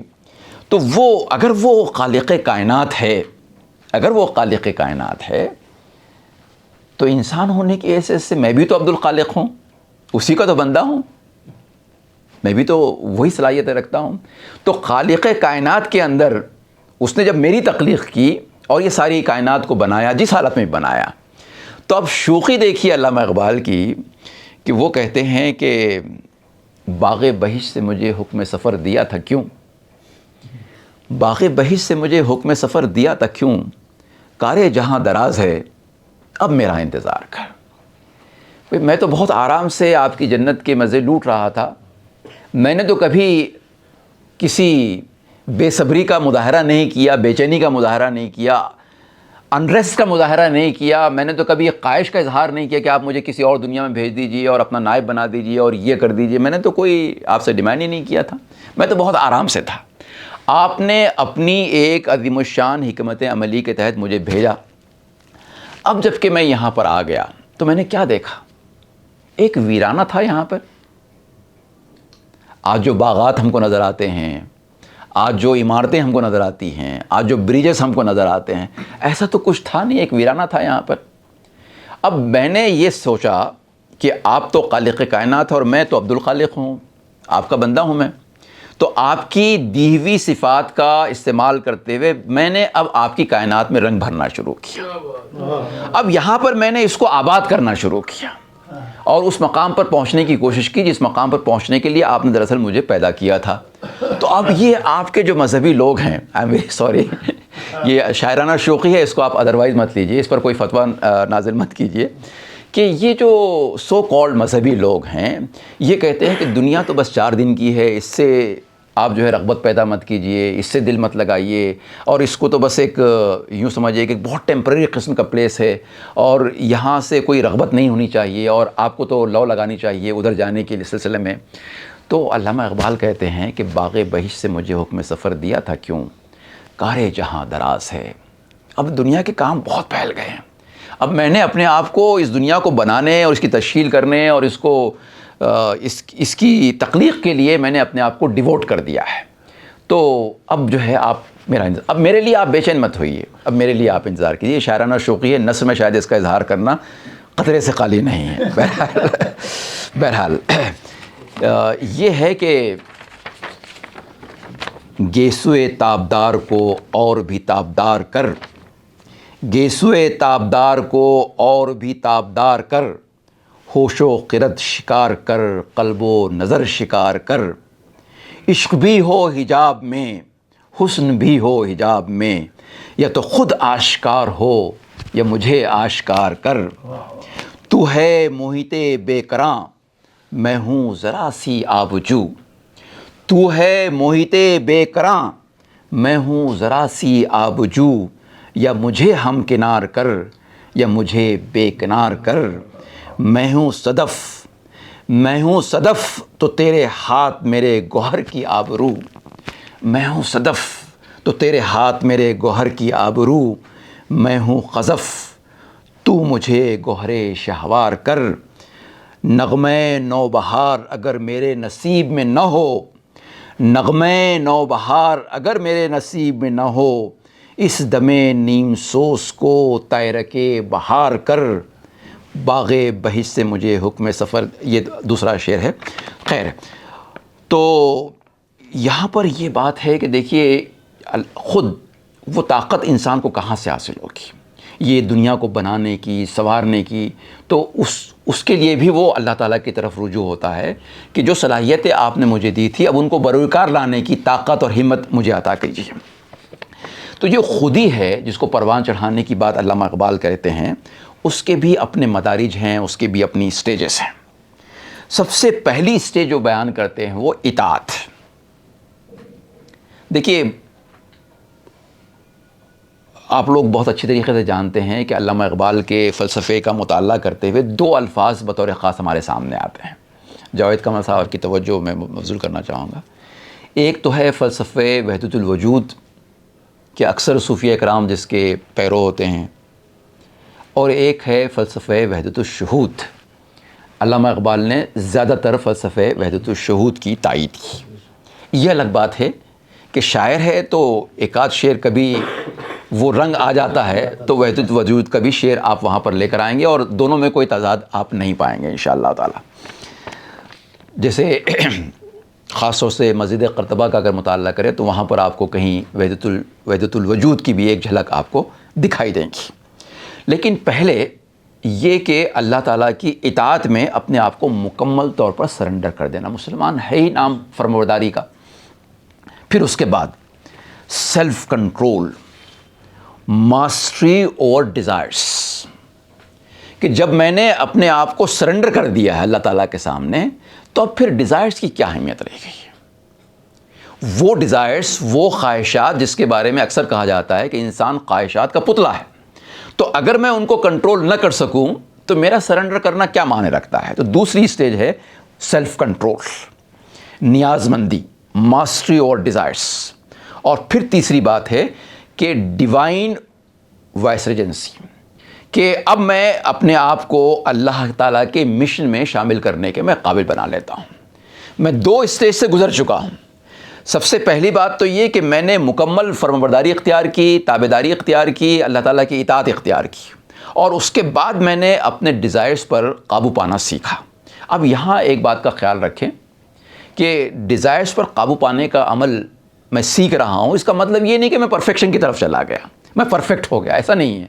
انسان کو جہاں اللہ تعالیٰ نے پیدا کیا تو شیطان نے اللہ تعالیٰ سے یہ وعدہ بھی لیا کہ قیامت تک میں بہکاتا رہوں گا، اور اللہ تعالیٰ کی اجازت سے ہی وہ انسان کو بہکانے کا کام کرتا ہے. اور آپ جانتے ہیں قرآن نے خود کہا ہے کہ وَيُوسْوِسُ فِي صُدُورِ النَّاسِ، اور شیطان کا کام ہی انسان کے دلوں میں وسوسے ڈالنا ہے، تو وہ وسوسے ڈالے گا. تو کبھی ایسا بھی ہوگا کہ اس کا وسوسہ غالب آ جائے گا، ایسا بھی ہوگا. اور ایسا نہیں ہے کہ وہ صرف جو گناہگار لوگ ہوں گے اور جن کے ایمان بہت کمزور ہوں گے وہی لوگ اس کے بہکاوے میں آئیں گے. نہیں، ایسا نہیں ہے. نماز کی حالت میں تو خیر چھوڑ دیجیے، یہاں پر تو خیالات مختلف قسم کے آ ہی جاتے ہیں. لیکن جب ہم کعبۃ اللہ میں جاتے ہیں اور اللہ تعالیٰ کے فضل و کرم سے آپ میں سے بہت سارے احباب کو اللہ تعالیٰ نے حج کی سعادت نصیب فرمائی، بہت سارے لوگ عمرہ بھی کر کے آئے ہیں، اور اللہ تعالیٰ نے یہ سعادت میرے نصیب میں بھی رکھی تھی تو میں بھی جا کر آیا. وہاں پر بھی شیطان جو ہے وہ اپنے جو ہتھیار ہے ان کو آزمانے سے وہ چوکتا نہیں ہے، وہ برابر آزماتا ہے وہاں پر. جیسے مثال کے طور پر کیا چپلیں وہاں چوری نہیں ہوتی ہے؟ تو ہو سکتا ہے کہ وہ جو عملہ ہے وہ اٹھا کے لے کے جاتا ہے، وہ بھی ایک شکل ہے، اور ہو سکتا ہے کہ بعض لوگ جو ہے لے کے جاتے ہوں، جو بھی ہے. بہرحال خیر کوئی چپل چوری کے لیے وہاں جاتا ہے، یہ الزام تو خیر عائد نہیں کر سکتے، لیکن کبھی ضرورت کی جو چیز ہے وہ بھول سے، بے خیالی سے کبھی کسی نے اٹھا لیا، ایسا بھی واقعہ ہو سکتا ہے. بہرحال میں آپ سے یہ عرض کر رہا تھا کہ ڈیزائرز پر قابو پانے کا مطلب ہرگز یہ نہیں ہے کہ انسان پرفیکٹ ہو گیا. وہ ایک کوشش کر سکتا ہے، وہ کوشش کرے گا، اس پہ قائم رہے گا. پھر جب شیطان کے وسوسے کبھی غالب آ جائیں گے تو پھر سے غلطی ہوگی. لیکن انسان کی معراج اسی میں ہے کہ جب کبھی بھی اس کو اپنی غلطی کا احساس ہو جائے پھر سے اس کے اندر رجوع اللہ کی کیفیت پیدا ہو جائے. تو یہ جو مدارج ہیں، مدارج سے گزرنے کا مقصد یہ نہیں کہ اب میں دوسرے درجے پر آ گیا ہوں تو میں پہلے درجے کی غلطی نہیں کر سکتا ہوں، یا تیسرے درجے پر آ گیا ہوں تو دوسرے درجے کی غلطی نہیں ہو سکتی ہے. یہ سلسلہ چلتا رہے گا اور تا حیات سلسلہ چلتا رہے گا. لیکن اس کا مطلب یہ نہیں ہے کہ ہم اپنے آپ کو آزادی دے رکھے کہ بھئی خود کہہ دیا گیا ہے کہ یہ سلسلہ چلتا رہے گا تو چلیے گناہوں کی اجازت ہے. نہیں، ایسا مطلب نہیں ہے. دانستہ طور پر انسان گناہوں پر کنٹرول کرنے کی کوشش کرے، گناہوں کی جانب اس کی رغبت نہ ہو، بلکہ وہ گناہوں کے قریب بھی نہ پھٹکے۔ لیکن اگر کبھی اتفاق سے ایسی غلطی سرزد ہو جائے تو پھر فوری طور پر رجوع اللہ کی کیفیت پیدا ہو جائے۔ جہاں تک ایمز آف ایجوکیشن کا تعلق ہے، آپ دیکھیں گے کہ بڑے حرکیاتی اور تخلیقی شخصیت کی تشکیل کی بات علامہ اقبال کہتے ہیں۔ جھپٹنا پلٹنا، پلٹ کر جھپٹنا، جھپٹنا پلٹنا، پلٹ کر جھپٹنا، لہو گرم رکھنے کا ہے ایک بہانہ۔ یہ جو بات کہی گئی ہے، ایسا ڈائنامزم آپ کو کہیں اور نہ دکھائی دے گا۔ حالانکہ بعد کے لوگوں نے، میں اس شعر کا ایکو ہندی شاعری میں بھی دیکھتا ہوں کہ وہاں پر بھی وہ اس کا ایک ایکو ہم کو دکھائی دیتا ہے۔ اب تحقیق کرنا باقی ہے کہ علامہ اقبال نے کس سن میں یہ پرٹیکولر نظم لکھی تھی اور وہ ہندی کے جو شاعر ہے انہوں نے کب لکھی تھی، ابھی تحقیق طلب مسئلہ ہے یہ میرے لیے خود، میں اس پر بات کروں گا۔ لیکن وہاں پر بھی یہ ہے کہ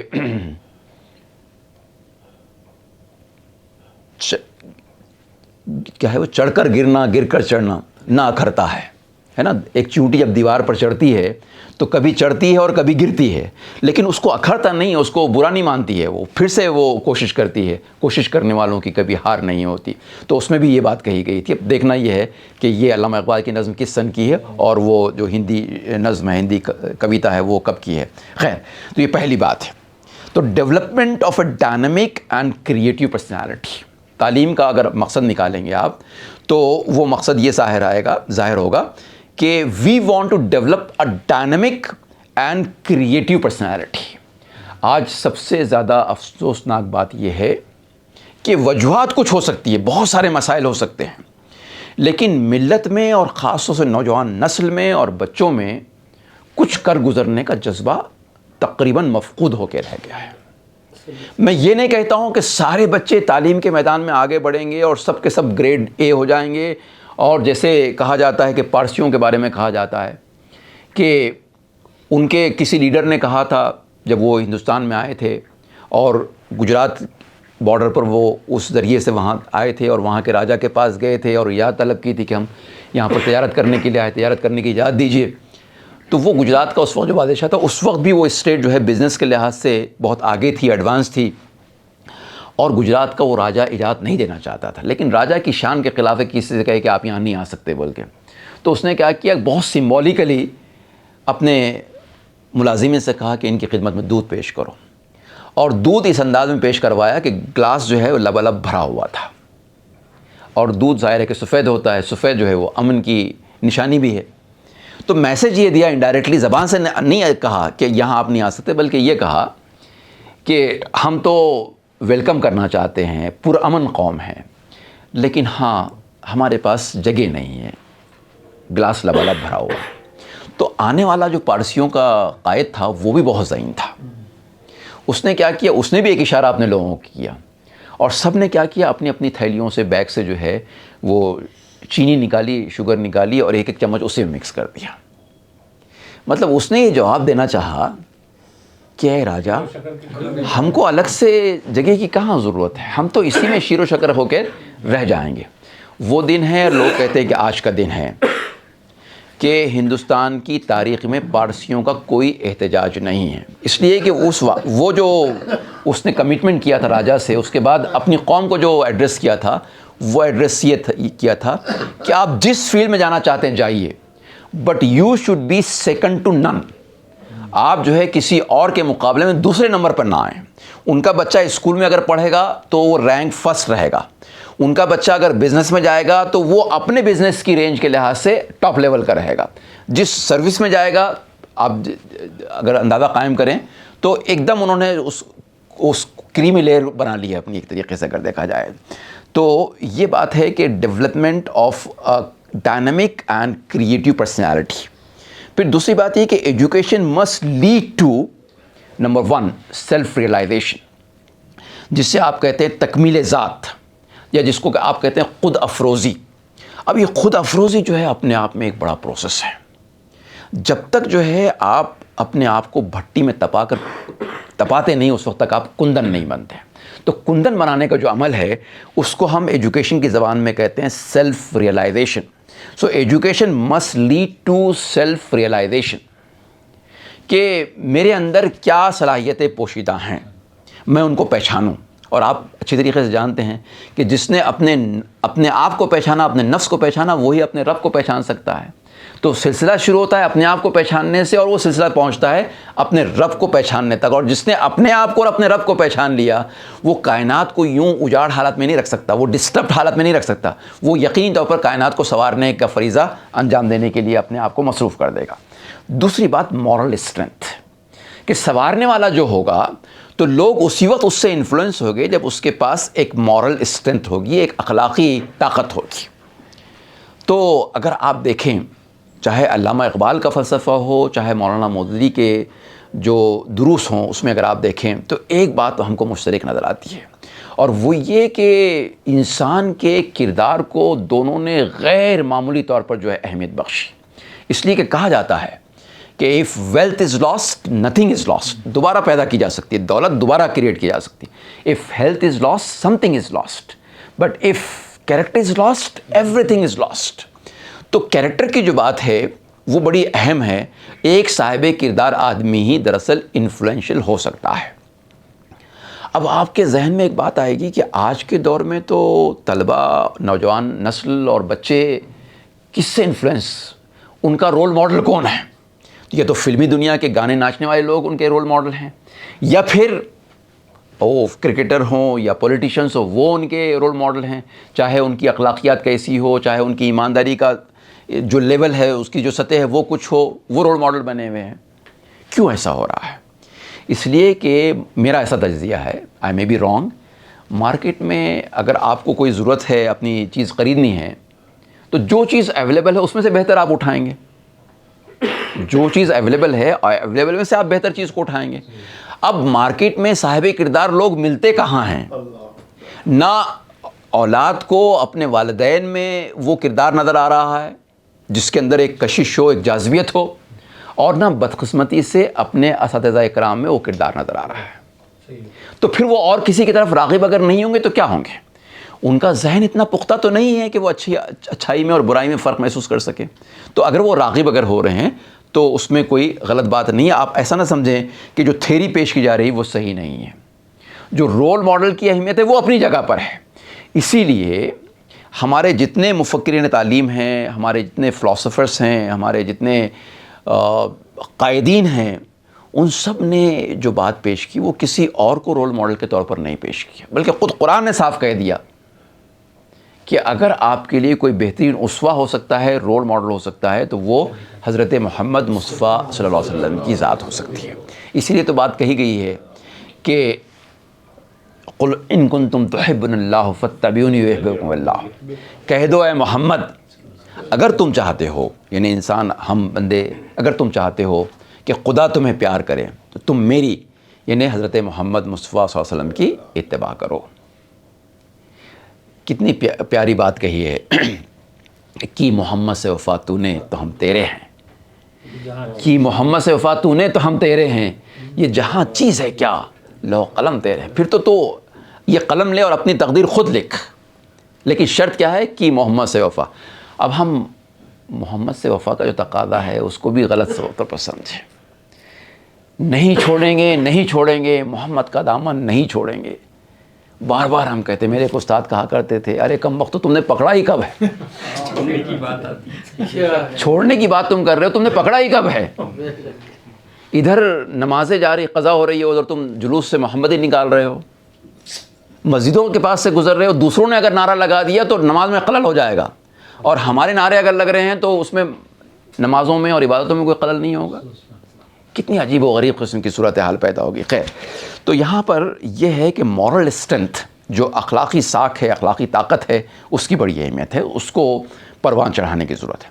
پھر یہ کہ انٹلیکچوئل انڈیپینڈنس، صرف یہ نہیں کہا گیا انٹلیکچوئل ڈیولپمنٹ، ذہنی ارتقاء نہیں کہا گیا، بلکہ انٹلیکچوئل انڈیپینڈنس کی بات علامہ اقبال نے کی ہے. اور یہ ہے کہ انٹلیکچوئل انڈیپینڈنس کا مطلب یہ ہے کہ آپ خود سوچیں، آپ ان کے ذہن سے اور ان کے ذہن سے اور ان کے ذہن سے نہ سوچیں، بلکہ آپ اپنے ذہن سے سوچیں. اس لیے کہ اللہ تعالیٰ نے آپ کو عقل سلیم بھی عطا کی ہے، اور عقل سلیم سے آپ کو کیا سوچنا ہے اس کا پیمانہ بھی قرآن شریف کی شکل میں دے دیا ہے. اب یہ ایک عجیب و غریب قسم کی بات ہے. اگر میں یہ کہوں کہ ایک انجینئر سائنٹسٹ نے ایک روبوٹ تیار کیا اور اس روبوٹ کا ایک مینول بھی تیار کر دیا اور اس میں ساری انسٹرکشن لکھ دی روبوٹ کے لیے کہ آپ کو کیا کرنا ہے اور کیا نہیں کرنا ہے, کتنا پیٹرول اپنے اندر لینا ہے, آگ سے کتنی دور رہنا ہے, سب لکھ دیا اس میں. اور وہ روبوٹ کہے کہ میں تو تھنکنگ روبوٹ ہوں, مجھے تو سوچنے کی صلاحیت بھی میرے سائنسدان نے میرے اندر پیدا کر دی ہے, اب میں چاہوں گا تو اس مینول پر عمل کروں گا اور نہ چاہوں گا تو نہ کروں گا. روبوٹ اگر یہ سوچنے لگے کہ یہ جو مینول میرے ساتھ کر دیا گیا ہے, ٹھیک ہے آپ کی مہربانی, آپ نے میرے ساتھ کر دیا, لیکن مجھے تو آپ نے تھنکنگ روبوٹ بنایا ہے نا, تو میں اپنے طور پر فیصلہ کر سکتا ہوں. میں نہیں جاؤں گا اتنے وقت میں پیٹرول لینے کے لیے اور میں آگ سے اتنی دور نہیں رہوں گا. تو روبوٹ کیا کرے گا؟ وہ تو اپنے آپ کو ہلاک کر ڈالے گا. میرے اچھے ساتھیوں, کیا ہماری اور آپ کی حیثیت اسی روبوٹ کی مانند نہیں ہے کہ جس کو اللہ تعالیٰ نے, جو ہمارا انجینئر ہے, ہمارا خالق ہے, ہمارا سائنسداں ہے, اس نے کریٹ بھی کیا, عقل سلیم بھی عطا کی. وہاں تو آرٹیفیشل انٹیلیجنس ہے, یہاں تو بالکل نیچرل انٹیلیجنس ہے, نیچرل انٹیلیجنس بھی عطا کی اور پھر ایک مینول بھی عطا کر دیا جس کو ہم قرآن شریف کے نام سے جانتے ہیں. اس کے باوجود بھی ہم نے طاقوں پر اس کو سجا دیا. اور ہم اور آپ اچھی طریقے سے جانتے ہیں کہ رمضان شریف میں کبھی کھول کر دیکھ لیا اور کبھی تلاوت بھی کی تو صرف ثواب کی نیت سے کی. وہ کہہ رہا ہے کہ میں کتاب ہدایت ہوں اور میں تو کتاب ہدایت کو سمجھ ہی نہیں رہا ہوں, تو کہاں سے مجھے ہدایت حاصل ہو رہی ہے. تو اس صورتحال پر بہرحال بڑی غور کرنے کی ضرورت ہے. تو انٹلیکچوئل انڈیپینڈنس کی بات, اور آخری بات جو کہی ہے وہ سوشل رسپانسبلٹی کی بات ہے کہ اس میں کوئی شک نہیں کہ افراد کے ہاتھوں میں ہے اقوام کی تقدیر, ہر فرد ہے ملت کے مقدر کا ستارہ. ایک ایک بچہ جو ہے وہ جینیس ہے, اللہ تعالیٰ نے اس کو بے شمار صلاحیتوں کے ساتھ پیدا کیا. میں اکثر ایک مثال دیتا ہوں اور یہاں پر بھی میری طبیعت چاہتی ہے کہ میں اس کو آپ کے سامنے رکھوں. I feel fascinated to share that quote. One philosopher says anybody can count the number of seeds present in an apple, but it is only God who can count the number of apples present in each seed. کیا پیاری بات کہی ہے اس نے, مجھے بڑا رشک آتا ہے اس فلاسفر پر. وہ کہتا ہے کہ ایک بیج میں کتنے سیب ہوتے کوئی بھی گن سکتا ہے, جس کو نہیں معلوم ہے اس نے بھی چاقو لیا, چھری لی, کاٹ دیا اور کاٹ کر گن کے بتا دیا کہ 4 ہوتے ہیں, 6 ہوتے ہیں, 8 ہوتے ہیں, جو بھی ہوتے ہیں. لیکن اگر میں ان میں سے ایک بیج اٹھا کر پوچھوں کہ بتائیے کہ اس بیج میں کتنے سیب ہیں, تو ظاہر ہے کہ اس کو آنکنا, اس کا اندازہ قائم کرنا, یہ بتانا کہ اتنے اس میں بیج سیب ہوں گے, ظاہر ہے کہ کوئی آسان کام نہیں, وہ اللہ تعالیٰ ہی جانتا ہے. تو بالکل اسی طریقے سے یہ کہہ دینا کہ آج ہماری تعداد اتنے کروڑ ہے تو بہت آسان بات ہے, فخر کرنے کے لیے بھی ٹھیک ہے, لیکن ان میں سے کس کے پاس کیا میٹل ہے اس کو سمجھنا, اس کو آنکنا, یہ ایک بہت بڑا کام ہے. تو خیر کوئی اور کر سکے نہ کر سکے ایک الگ بات ہے, لیکن والدین اور اساتذہ اکرام, پیرنٹس اور ٹیچرس, ان دو کی یہ اصلاً ذمہ داری ہے کہ وہ اپنے بچوں کے اس ٹیلنٹس کو پہچان سکیں. اگر انہوں نے پہچان لیا تو آدھا کام ہو گیا, اس لیے کہ اب ڈیولپ کرنے کا کام باقی رہ گیا, اور نہیں پہچانا تو اس ٹیلنٹ کو انہوں نے ضائع کر دیا. آج وہ قوم مختلف وجوہات کی بنیاد پر جو ہمارے لیے بہت ہی ناپسندیدہ قوم ہے, اسرائیل. آپ جانتے ہیں کہ ان کے یہاں جب بچے کی پیدائش ہوتی ہے, ایسا مت سمجھے کہ آبادی کم ہے اس لیے زیادہ خوشی ہوتی ہے. خوشی تو ہم بھی بہت زیادہ مناتے ہیں, ہمارے پاس کیا خوشیاں نہیں ہوتی. اولاد اگر ہو اور خاص طور سے اولاد نرینہ ہو تو خوشیوں کے جو شادیاں ہمارے گھرانوں میں آج بھی بچتے ہیں وہ کیا کم ہیں کیا؟ خوشیاں تو یہاں بھی منائی جاتی ہیں, لیکن یہاں پر جو خوشی کا موضوع ہے وہ کچھ اور ہے اور ان کے پاس خوشی کا موضوع کچھ اور ہے. دنیا کی واحد ترین قوم جس کے پاس ایک بچے کی پیدائش کی خوشخبری, یعنی ابھی پیدائش 9 مہینے کے بعد ہوگی, انہوں نے آج خوشخبری سنی, تو ان کا جو پیشن ہوتا ہے وہ کیا ہوتا ہے وہ سنیے آپ. ہورا, we have got a very unique opportunity to contribute a genius to our nation and to our community and our country. یہ ہے دیکھیے پیشن کہ واہ آج ہماری فیملی کو یہ سعادت حاصل ہونے جا رہی ہے کہ آج سے 9 مہینے کے بعد ہم اپنے ملک کو اور اپنی قوم کو ایک جینیس کنٹریبیوٹ کر سکتے ہیں.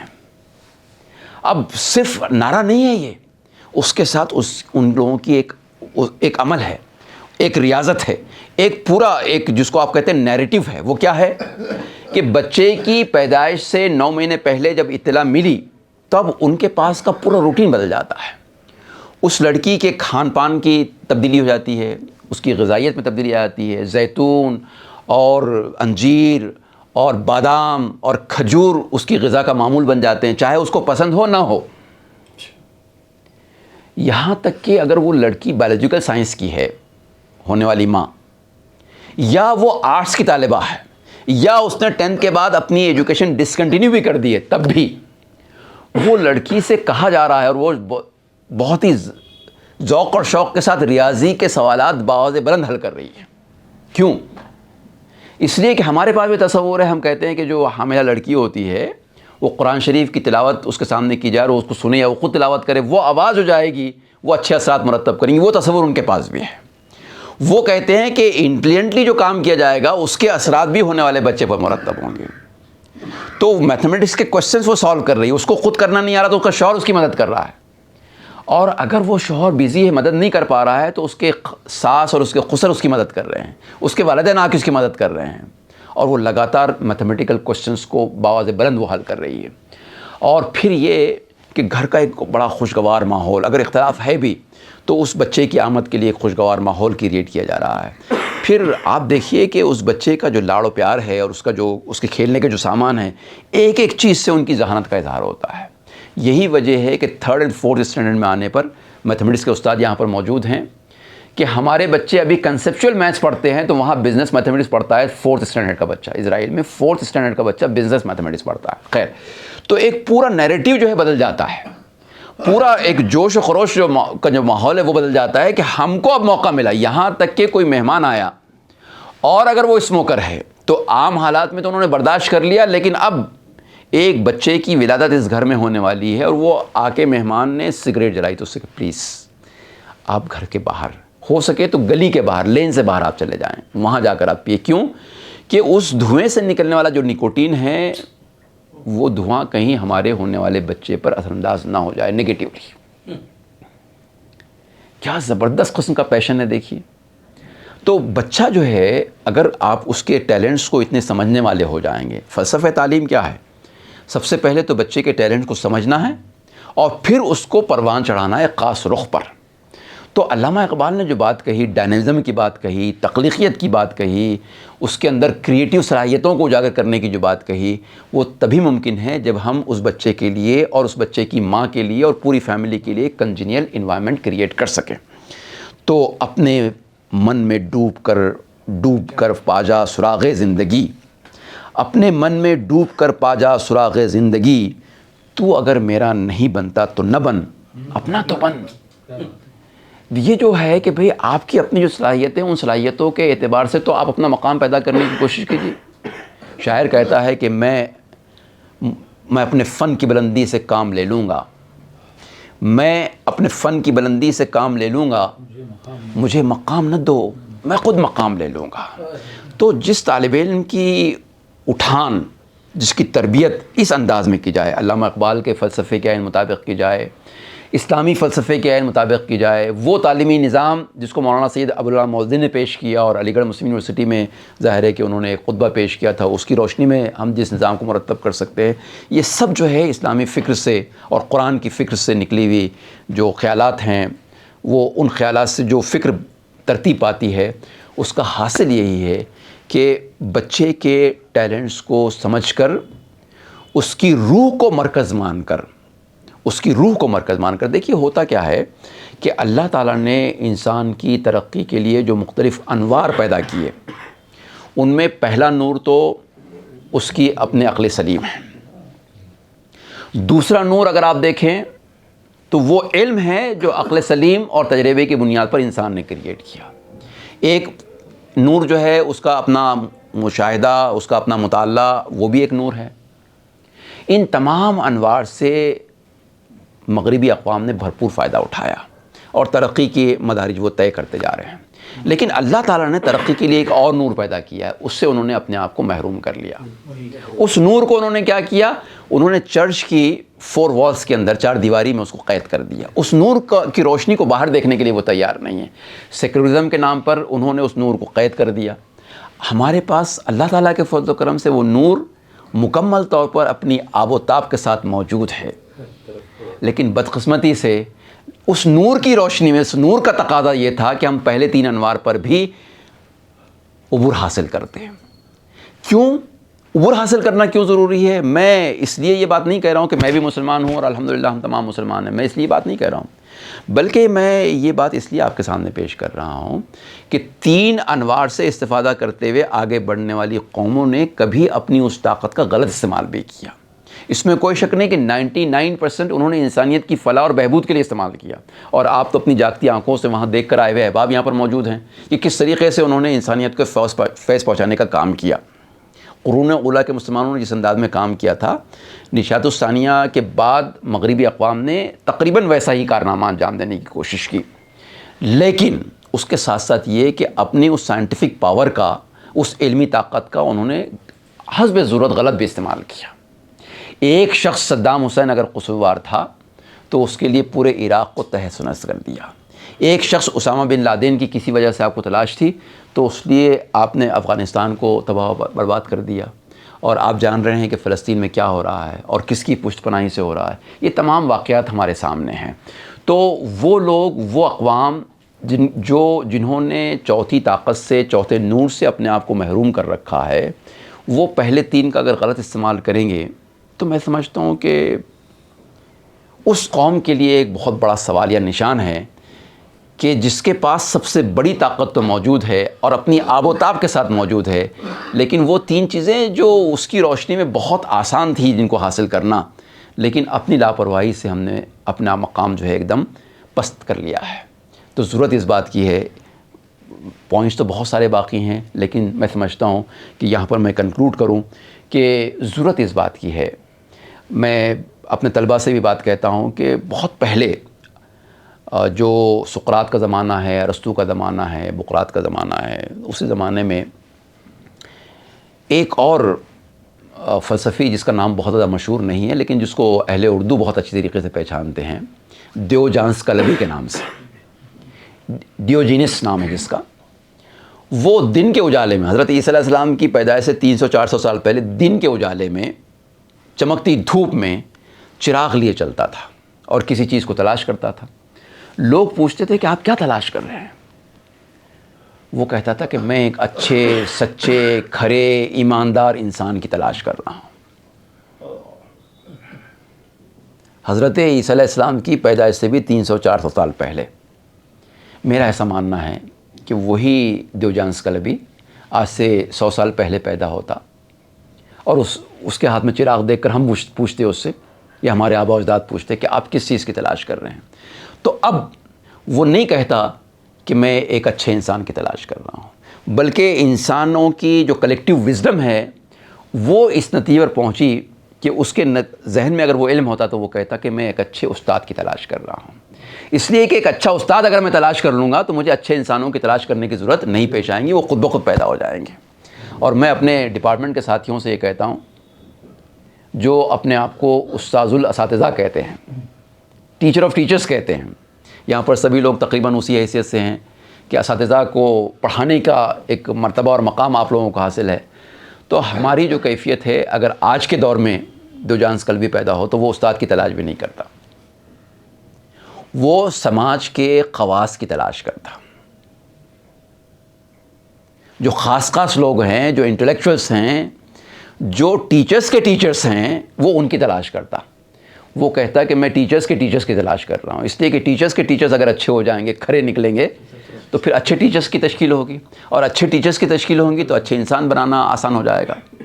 تو یہ فلسفہ تعلیم ہے، یہ فلسفہ تعلیم ظاہر ہے کہ اس کی جو کانکریٹ شکل ہے، وہ کانکریٹ شکل یہی ہے کہ ہم اپنے بچوں کی تعلیم اور تربیت اس نہج پر کریں کہ سب سے پہلے ان کو احساس کمتری سے نکالیں۔ اور قرآن بہت واضح پیغام دیتا ہے، تم ہی غالب رہو گے اگر تم مومن ہو۔ مومنانہ شان پیدا کر کے دیکھیے، حالات اس سے پہلے بھی بہت سخت آئے، لیکن اس وقت کے حالات میں اور آج کے حالات میں ایک زبردست قسم کی تبدیلی ہے۔ اس سے پہلے جب سخت حالات آتے تھے تو لوگوں کے اندر رجوع اللہ کی کیفیت پیدا ہوتی تھی، اور آج سخت سے سخت ترین حالات ہونے کے باوجود بھی رجوع اللہ کی کیفیت ہمارے اندر نہیں ہے، اور ہمارے اندر نہیں ہے تو ہم اپنے بچوں کے اندر کیسے پیدا کریں گے؟ تو یہ کیفیت ہمارے اندر پیدا ہو، ہمارے ٹیچرز میں پیدا ہو تو انشاءاللہ تعالی پھر ہم کو مایوس نہیں ہونا پڑے گا، ہے نا؟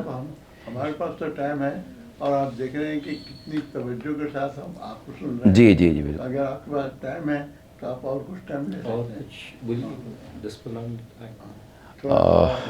خواہش تھی کہ اور جس توجہ سے سن رہے ہیں نا، میں کسی بھی محفل میں، میں 72 ایئرس کا ہوں، اتنی توجہ نہیں دیکھا لوگوں کے اندر۔ صحیح بولا ہے۔ میں چند باتیں اور آپ کے سامنے عرض کر دیتا ہوں۔ دیکھیے، سوال یہ پیدا ہوتا ہے کہ ٹیچرز اگر رول ماڈل ہیں اور ٹیچرز جو ہیں تو وہ ذمہ دار اگر ہیں، تو آج کیا وجہ ہے کہ اتنے سارے مدارس، اتنے سارے کالجز، اتنے سارے اسکولز اور اتنے سارے ڈھیر سارے اساتذہ کرام، ان کی کوششوں کے باوجود شاعر اپنے مقام پر کھڑا رہ کر سوال کر رہا ہے کہ اس راز کو فاش کر اے روح محمد، اس راز کو فاش کر اے روح محمد، کہ آیات الہی کرنے کے بعد اب کدھر جائیں؟ حالات ایسے ہو گئے ہیں کہ کسی کو کوئی سراغ نہیں مل رہا کہ کہاں جائیں، ہر طرف سے ایک طرح کی مایوسی کی کیفیت ہے۔ تو ایسی کیفیت کیوں پیدا ہو رہی ہے؟ ایک بہت بنیادی سوال ہے، حالانکہ علامہ اقبال نے تو اپنے انداز میں اس کا جواب دے رکھا ہے۔ کہتے ہیں کہ دل سے جو بات نکلتی ہے اثر رکھتی ہے، پر نہیں طاقت پرواز مگر رکھتی ہے۔ یہ کسی اور کے لیے صادق آئے نہ آئے، سب سے زیادہ صادق استاد کے لیے آتی ہے۔ آج اگر استاد کی تعلیم، اس کی تدریس، اس کی تربیت ناکام اگر ہو رہی ہے تو اس کا مطلب یہ ہے کہ وہ رسم کی تکمیل کے لیے نصاب کا تکملہ کر دے رہا ہے۔ بالکل۔ کسی نے بہت پیاری بات کہی ہے، and I always feel fascinated to share it with you، کہ an ordinary teacher tries to cover the syllabus. An ordinary teacher tries to cover the syllabus, but an extraordinary teacher tries to uncover the syllabus. کیا بات، کیا بات۔ یہ uncovering والی جو کیفیت ہے، یہ انکورنگ والی جو کیفیت ہے، یہ خدا نخواستہ لوگ غلط فہمی کا شکار نہ ہو کہ بھی کور نہیں بھی کیے تو چلیں گے، نہیں، یہ کور کرنے کے بیونڈ جا کر ہے۔ یہ تو ہے کہ آپ نے reading on the lines, reading between the lines and reading beyond the lines. تو this is teaching beyond the lines, teaching beyond the lines. لوگ کہتے ہیں کہ یہ عناصر سلیبس میں شامل کر دیے جا رہے ہیں، سلیبس کو مسخ کر دیا جا رہا ہے، ایسا ہو رہا ہے، یہ عناصر سب اپنی جگہ پر، لیکن پڑھانا کس کو؟ استاد کو ہے نا۔ ہمارے اداروں میں اساتذہ کرام کون ہیں؟ ہمارے ہی اپنے لوگ ہیں۔ لیکن پھر بھی قوم کے بچوں میں خودی کا جذبہ اگر پروان نہیں چڑھ رہا ہے تو اس کا مطلب یہ ہے کہ علامہ اقبال کے الفاظ میں اگر میں یہ کہوں تو بے جا نہ ہوگا، نقش ہیں سب ناتمام خون جگر کے بغیر، نقش ہیں سب ناتمام خون جگر کے بغیر، نغمہ ہے سودائے خام خون جگر کے بغیر۔ تو یہ جو خون جگر ہے، یہ خون جگر کے ساتھ اگر ہم اپنے بچوں کی پرورش کریں گے، ان کی تعلیم و تربیت کے فرائض انجام دیں گے، کتنی عجیب و غریب بات ہے یہ کہ مجھے بڑے اچھے جاب کی تلاش ہے تو میں تو گورنمنٹ اسکول میں جاب کروں گا، لیکن اپنے خود کے بچوں کو گورنمنٹ کے اسکول میں نہیں پڑھاؤں گا۔ گویا مجھے خود اپنی تعلیم اور تربیت پر کانفیڈنس حاصل نہیں ہے، اسی لیے تو میں اپنے بچوں کو کسی اور کانوینٹ اسکول کے حوالے کر رہا ہوں۔ ایک بڑا عجیب و غریب قسم کا دوہرا رویہ ہے۔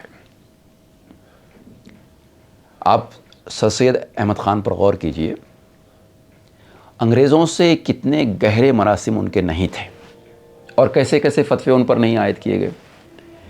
اگر وہ چاہتے تو انگریزوں سے ریکویسٹ کر کے ایک یونیورسٹی مسلمانوں کے لیے یوں کھڑا کر سکتے تھے، لیکن غور کرنے کا مقام ہے کہ انہوں نے چندہ جمع کر کے ایک ادارہ قائم کرنے کی کوشش کیوں کی؟ آخر کیا ضرورت پیش آئی تھی؟ اس لیے کہ ان اساتذہ کرام سے استفادہ، ان کی علمیت سے استفادہ تو کیا جا سکتا ہے، لیکن معلوم ہے کہ روحانیت کے لحاظ سے اس مقام اور مرتبے پر نہیں ہے جس مقام اور مرتبے پر اسلام پہنچانا چاہتا ہے اور ہماری ملت کو پہنچنے کی ضرورت ہے۔ تو استفادہ تو ان سے ضرور کریں گے، لیکن تعلیم کا نظام اور اس کی چابیاں ان کے حوالے نہیں کریں گے ہم۔ میں نے سر سید احمد خان پر بڑے بڑے خطبات سنے، کتابیں پڑھی، کسی نے اس نقطے پر کما حقہ تبصرہ نہیں کیا کہ آخر کیا ضرورت پیش آئی تھی ان کو اپنا خود کا ادارہ قائم کرنے کی۔ آج کتنا اللہ تعالیٰ کا فضل و کرم ہے کہ بہت سارے بچے، ملت کے اکثر بچے ہمارے اپنے اداروں میں، مائنارٹی انسٹیٹیوشنس میں پڑھ رہے ہیں، اور گورنمنٹ اسکولس میں جو بچے جا رہے ہیں ان کو پڑھانے والے اساتذہ کرام بھی میڈیم کے نام پر ہمارے اپنے لوگ ہیں، لیکن پھر بھی وہ خودی جو بچوں میں پروان چڑھنی چاہیے خود ہمارے اساتذہ کرام نہیں پروان چڑھا پا رہے ہیں۔ تو وہی بات ہے کہ نقش ہیں سب ناتمام خون جگر کے بغیر، نغمہ ہے سودائے خام خون جگر کے بغیر۔ ٹیچر سے کہا جاتا ہے کہ کردار سازی آپ کی بنیادی ضرورت ہے، بنیادی مقصد آپ کا کردار سازی ہے۔ آپ دیکھیے کہ تعلیم کے یوں تو بہت سارے مقاصد بیان کیے گئے ہیں۔ ایجوکیشن فار نالج، علم حاصل کرنے کے لیے تعلیم دینا ایک مقصد ہے۔ ایجوکیشن فار کلچر، تہذیب اور ثقافت سکھانے کے لیے تعلیم دینا، یہ بھی ایک مقصد ہے۔ ایجوکیشن فار لیجر، کہ فرصت کے لمحات کو آپ کیسے گزاریں۔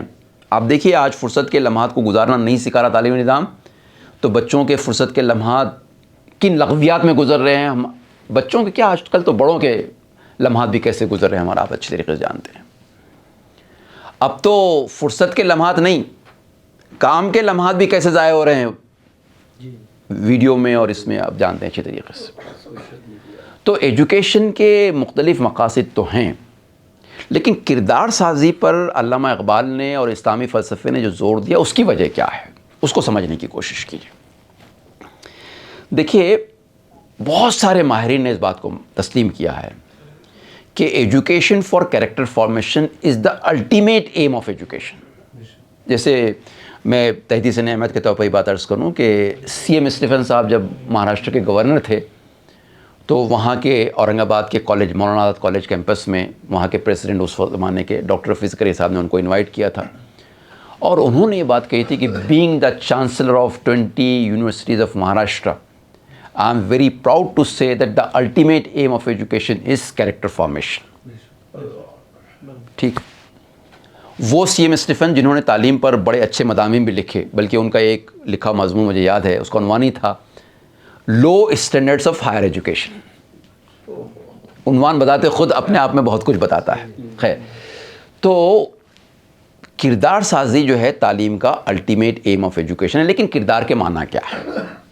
اب دشواری کیا ہے کہ ہم اپنے نقطہ نظر سے جب سوچتے ہیں تو کردار کو بہت محدود کر دیتے ہیں۔ ہمارے نزدیک اچھے اخلاق کا مظاہرہ کرنا، سلام میں پہل کرنا،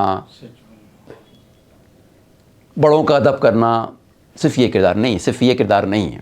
اخلاق ہے، ظاہر ہے کہ ان کی اپنی اہمیت ہے، لیکن اصل میں کردار کیا ہے اس کو سمجھنے کی کوشش کریں۔ اگر آپ کائنات کی مختلف چیزوں پر غور کریں تو آپ دیکھیں گے کہ اللہ تعالیٰ نے ہر شے کو اس کے جوہر یا اس کی صفت یا اس کی خوبی کی بنیاد پر ایک کردار عطا کیا ہے۔ مثال کے طور پر سورج، اس کی دو خوبیاں ہیں، ایک روشنی اور دوسرے اس کی حرارت، گرمی۔ اس دو کی بنیاد پر اس کو ایک رول عطا کر دیا گیا ہے کہ قیامت تک آپ کو کیا کرنا ہے، دنیا کو حرارت پہنچانا ہے، دنیا کو روشنی پہنچانا ہے۔ چاند، اس کو ٹھنڈی روشنی دی گئی ہے لیکن حرارت نہیں دی گئی ہے، تو روشن کرنا، راتوں کو وہ روشن کرتا ہے اپنے لحاظ سے۔ پانی کو اس کی خوبی کی بنیاد پر کردار عطا کیا گیا، جھاڑ، پہاڑ، پیڑ، ہر چیز کو اپنا اپنا کردار نبھانا ہے۔ وہ کردار کون سا ہے؟ وہ کردار وہی ہے جو اس کے اندر خوبی موجود ہے، اس کے لحاظ سے کردار ہے۔ تو انسانوں کو بھی مختلف رولز دیے گئے ہیں ان کی صفات کے مطابق، اور سب سے بڑی صفت جو انسانوں کے اندر ہے وہ کیا ہے؟ انس اور انسانیت اور محبت۔ یہی اس سے بڑی کیا صفت ہوتی ہے؟ کیا ہے وہ کہ درد دل کے واسطے پیدا کیا انسان کو، ورنہ طاعت کے لیے کم نہ تھے کرو بیاں.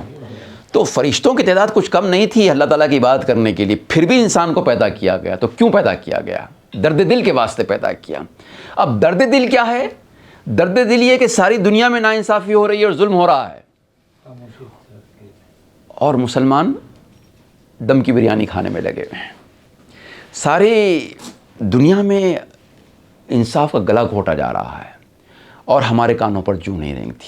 تو وہ جو کیفیت ہے سوشل رسپانسبلٹی کی کیفیت پیدا کرنے کے لیے ہم کو جو طلبہ کے اندر خودی کو پیدا کرنا ہے، میں سمجھتا ہوں کہ ایک بہت ہی الٹیمیٹ ایم آف ایجوکیشن ہے، اور اس کو اگر ہم اپنے بچوں کے اندر پیدا کرنا چاہتے ہیں تو اسی کو ہم کہہ سکتے ہیں کہ یہ ہولسٹک ایجوکیشن کا ایک وہ سسٹم ہے جس کو آج کی قومی تعلیم پالیسی 2020 بھی جس کی تائید کرتی ہے کہ صرف انٹلیکچوئل ڈیولپمنٹ کی آپ بات نہ کریں، صرف مورل ڈیولپمنٹ کی آپ بات نہ کریں، صرف سوشل ڈیولپمنٹ کی بات نہ کریں، صرف انڈیویجول ڈیولپمنٹ کی بات نہ کریں، بلکہ ہولسٹک ڈیولپمنٹ کی بات کریں کہ ہمارے تعلیمی نظام سے نکلنے والا بچہ وہ اپنے آپ کے لیے بھی، اپنے افراد خاندان کے لیے بھی، اور اپنے سماج اور اپنے ملک کے لیے بھی نفع بخش ثابت ہو. اب آپ دیکھیے کہ اس کو اگر سم اپ کرنا چاہیں تو ہر انسان پر، ہر بندے پر، ہر بچے پر، ہر بڑے پر دو قسم کے فرائض ہیں. ایک کو ہم حقوق العباد کہتے ہیں اور ایک کو حقوق اللہ کہتے ہیں. آپ جانتے ہیں دونوں کیا ہے، اس کی تفصیلات آپ کو معلوم ہیں، لیکن اس کی تشریح میں کہیں نہ کہیں ہم سے غلطی ہو جاتی ہے. وہ کیسے؟ جب ہم حقوق العباد کی بات کرتے ہیں، بندوں کے حقوق کی بات کرتے ہیں، تو سارے حقوق کی بات کرتے ہیں، لیکن خود اپنے تئیں بھی ہمارے پر فرائض عائد ہیں، اس کی بات ہم نہیں کرتے ہیں. کلوزسٹ ہم ماں باپ کے حقوق کی بات بھی کرتے ہیں الحمدللہ، شوہر اور بیوی کے حقوق کی بات بھی کرتے ہیں، بچوں کے حقوق کی بات بھی کرتے ہیں، بھائی بہنوں کے حقوق کی بات بھی کرتے ہیں، لیکن خود ہمارے تئیں ہمارے اپنے کچھ فرائض ہیں، ان کی بات ہم نہیں کرتے ہیں. تو بچے کو یہ سکھانا ہے کہ خود آپ کے جسم کے بھی آپ پر حقوق ہیں. آپ کو اپنے جسم کو کس طریقے سے پروان چڑھانا ہے، آپ کو اپنے ذہن کو کیسے پروان چڑھانا ہے، آپ کو اپنی روح کو کیسے پروان چڑھانا ہے، اور کس طریقے سے اپنے آپ کو اس مقام پر لے کے جانا ہے جس کو مقام خلیفۃ فی الارض کہتے ہیں. یہ شعور پیدا کرنے کی بات ہے. یہ شعور اللہ تعالیٰ کرے کہ ہمارے بڑوں میں، ہمارے سرپرستوں میں، ہمارے ٹیچرز میں اگر پیدا ہو جائے تو انشاءاللہ تعالیٰ ہمارے بچوں میں اس کو پیدا ہونے سے کوئی روک نہیں سکتا. جیسے میں نے کہا مایوسی کی کوئی بات نہیں ہے. حالات اس سے پہلے بھی بہت ہی میں سمجھتا ہوں کہ عجیب و غریب قسم کے رہیں، اس سے زیادہ ظالمانہ رہے ہیں، لیکن اس وقت بھی رجوع اللہ کی جو کیفیت تھی اگر آج بھی وہ پیدا ہو جائے تو انشاءاللہ تعالیٰ یہی حالات جو ہے پھر سے بہتر ہو سکتے ہیں. غم کی اندھیری رات میں تو اپنے دل کو نہ بے قرار کر، صبح ضرور آئے گی، صبح کا انتظار کر. بہت شکریہ، بہت شکریہ. جزاک اللہ خیرن کثیرہ. ایک بار پھر میں اپنے ان رفقا کار سے معافی چاہتا ہوں جن کو میری وجہ سے کچھ کم وقت ملا، اور اس کے لیے میں معذرت ہوں. اگر اجازت ہو تو ایک منٹ میں تبصرہ کروں. جی. ماشاءاللہ سے آج ہم نے بہت کچھ حاصل کیا، لیکن تشنگی بہرحال رہ گئی. اس میں جو ہے چونٹی کے جہد مسلسل کا جو ہے ذکر آیا ہے، تو اس پہ سائنٹیفک ریسرچ یہ بتاتی ہے کہ چونٹی اللہ تعالیٰ کی وہ واحد مخلوق ہے جو اپنی جسامت سے 50 گنا زیادہ وزن ڈھو کے چل سکتی ہے. 50 گنا وزن، اس کی آپ تحقیق کر سکتے ہیں. ماشاءاللہ. تیمور لنگ کے جو ہے تاریخی واقعے کی منظر کشی کرتے ہوا ایک شعر: مایوس ہو چکا تھا کھا کر شکست وہ، مایوس ہو چکا تھا کھا کر شکست وہ، دنیا بدل ہی ڈالی چونٹی کے عزم نے. ماشاءاللہ.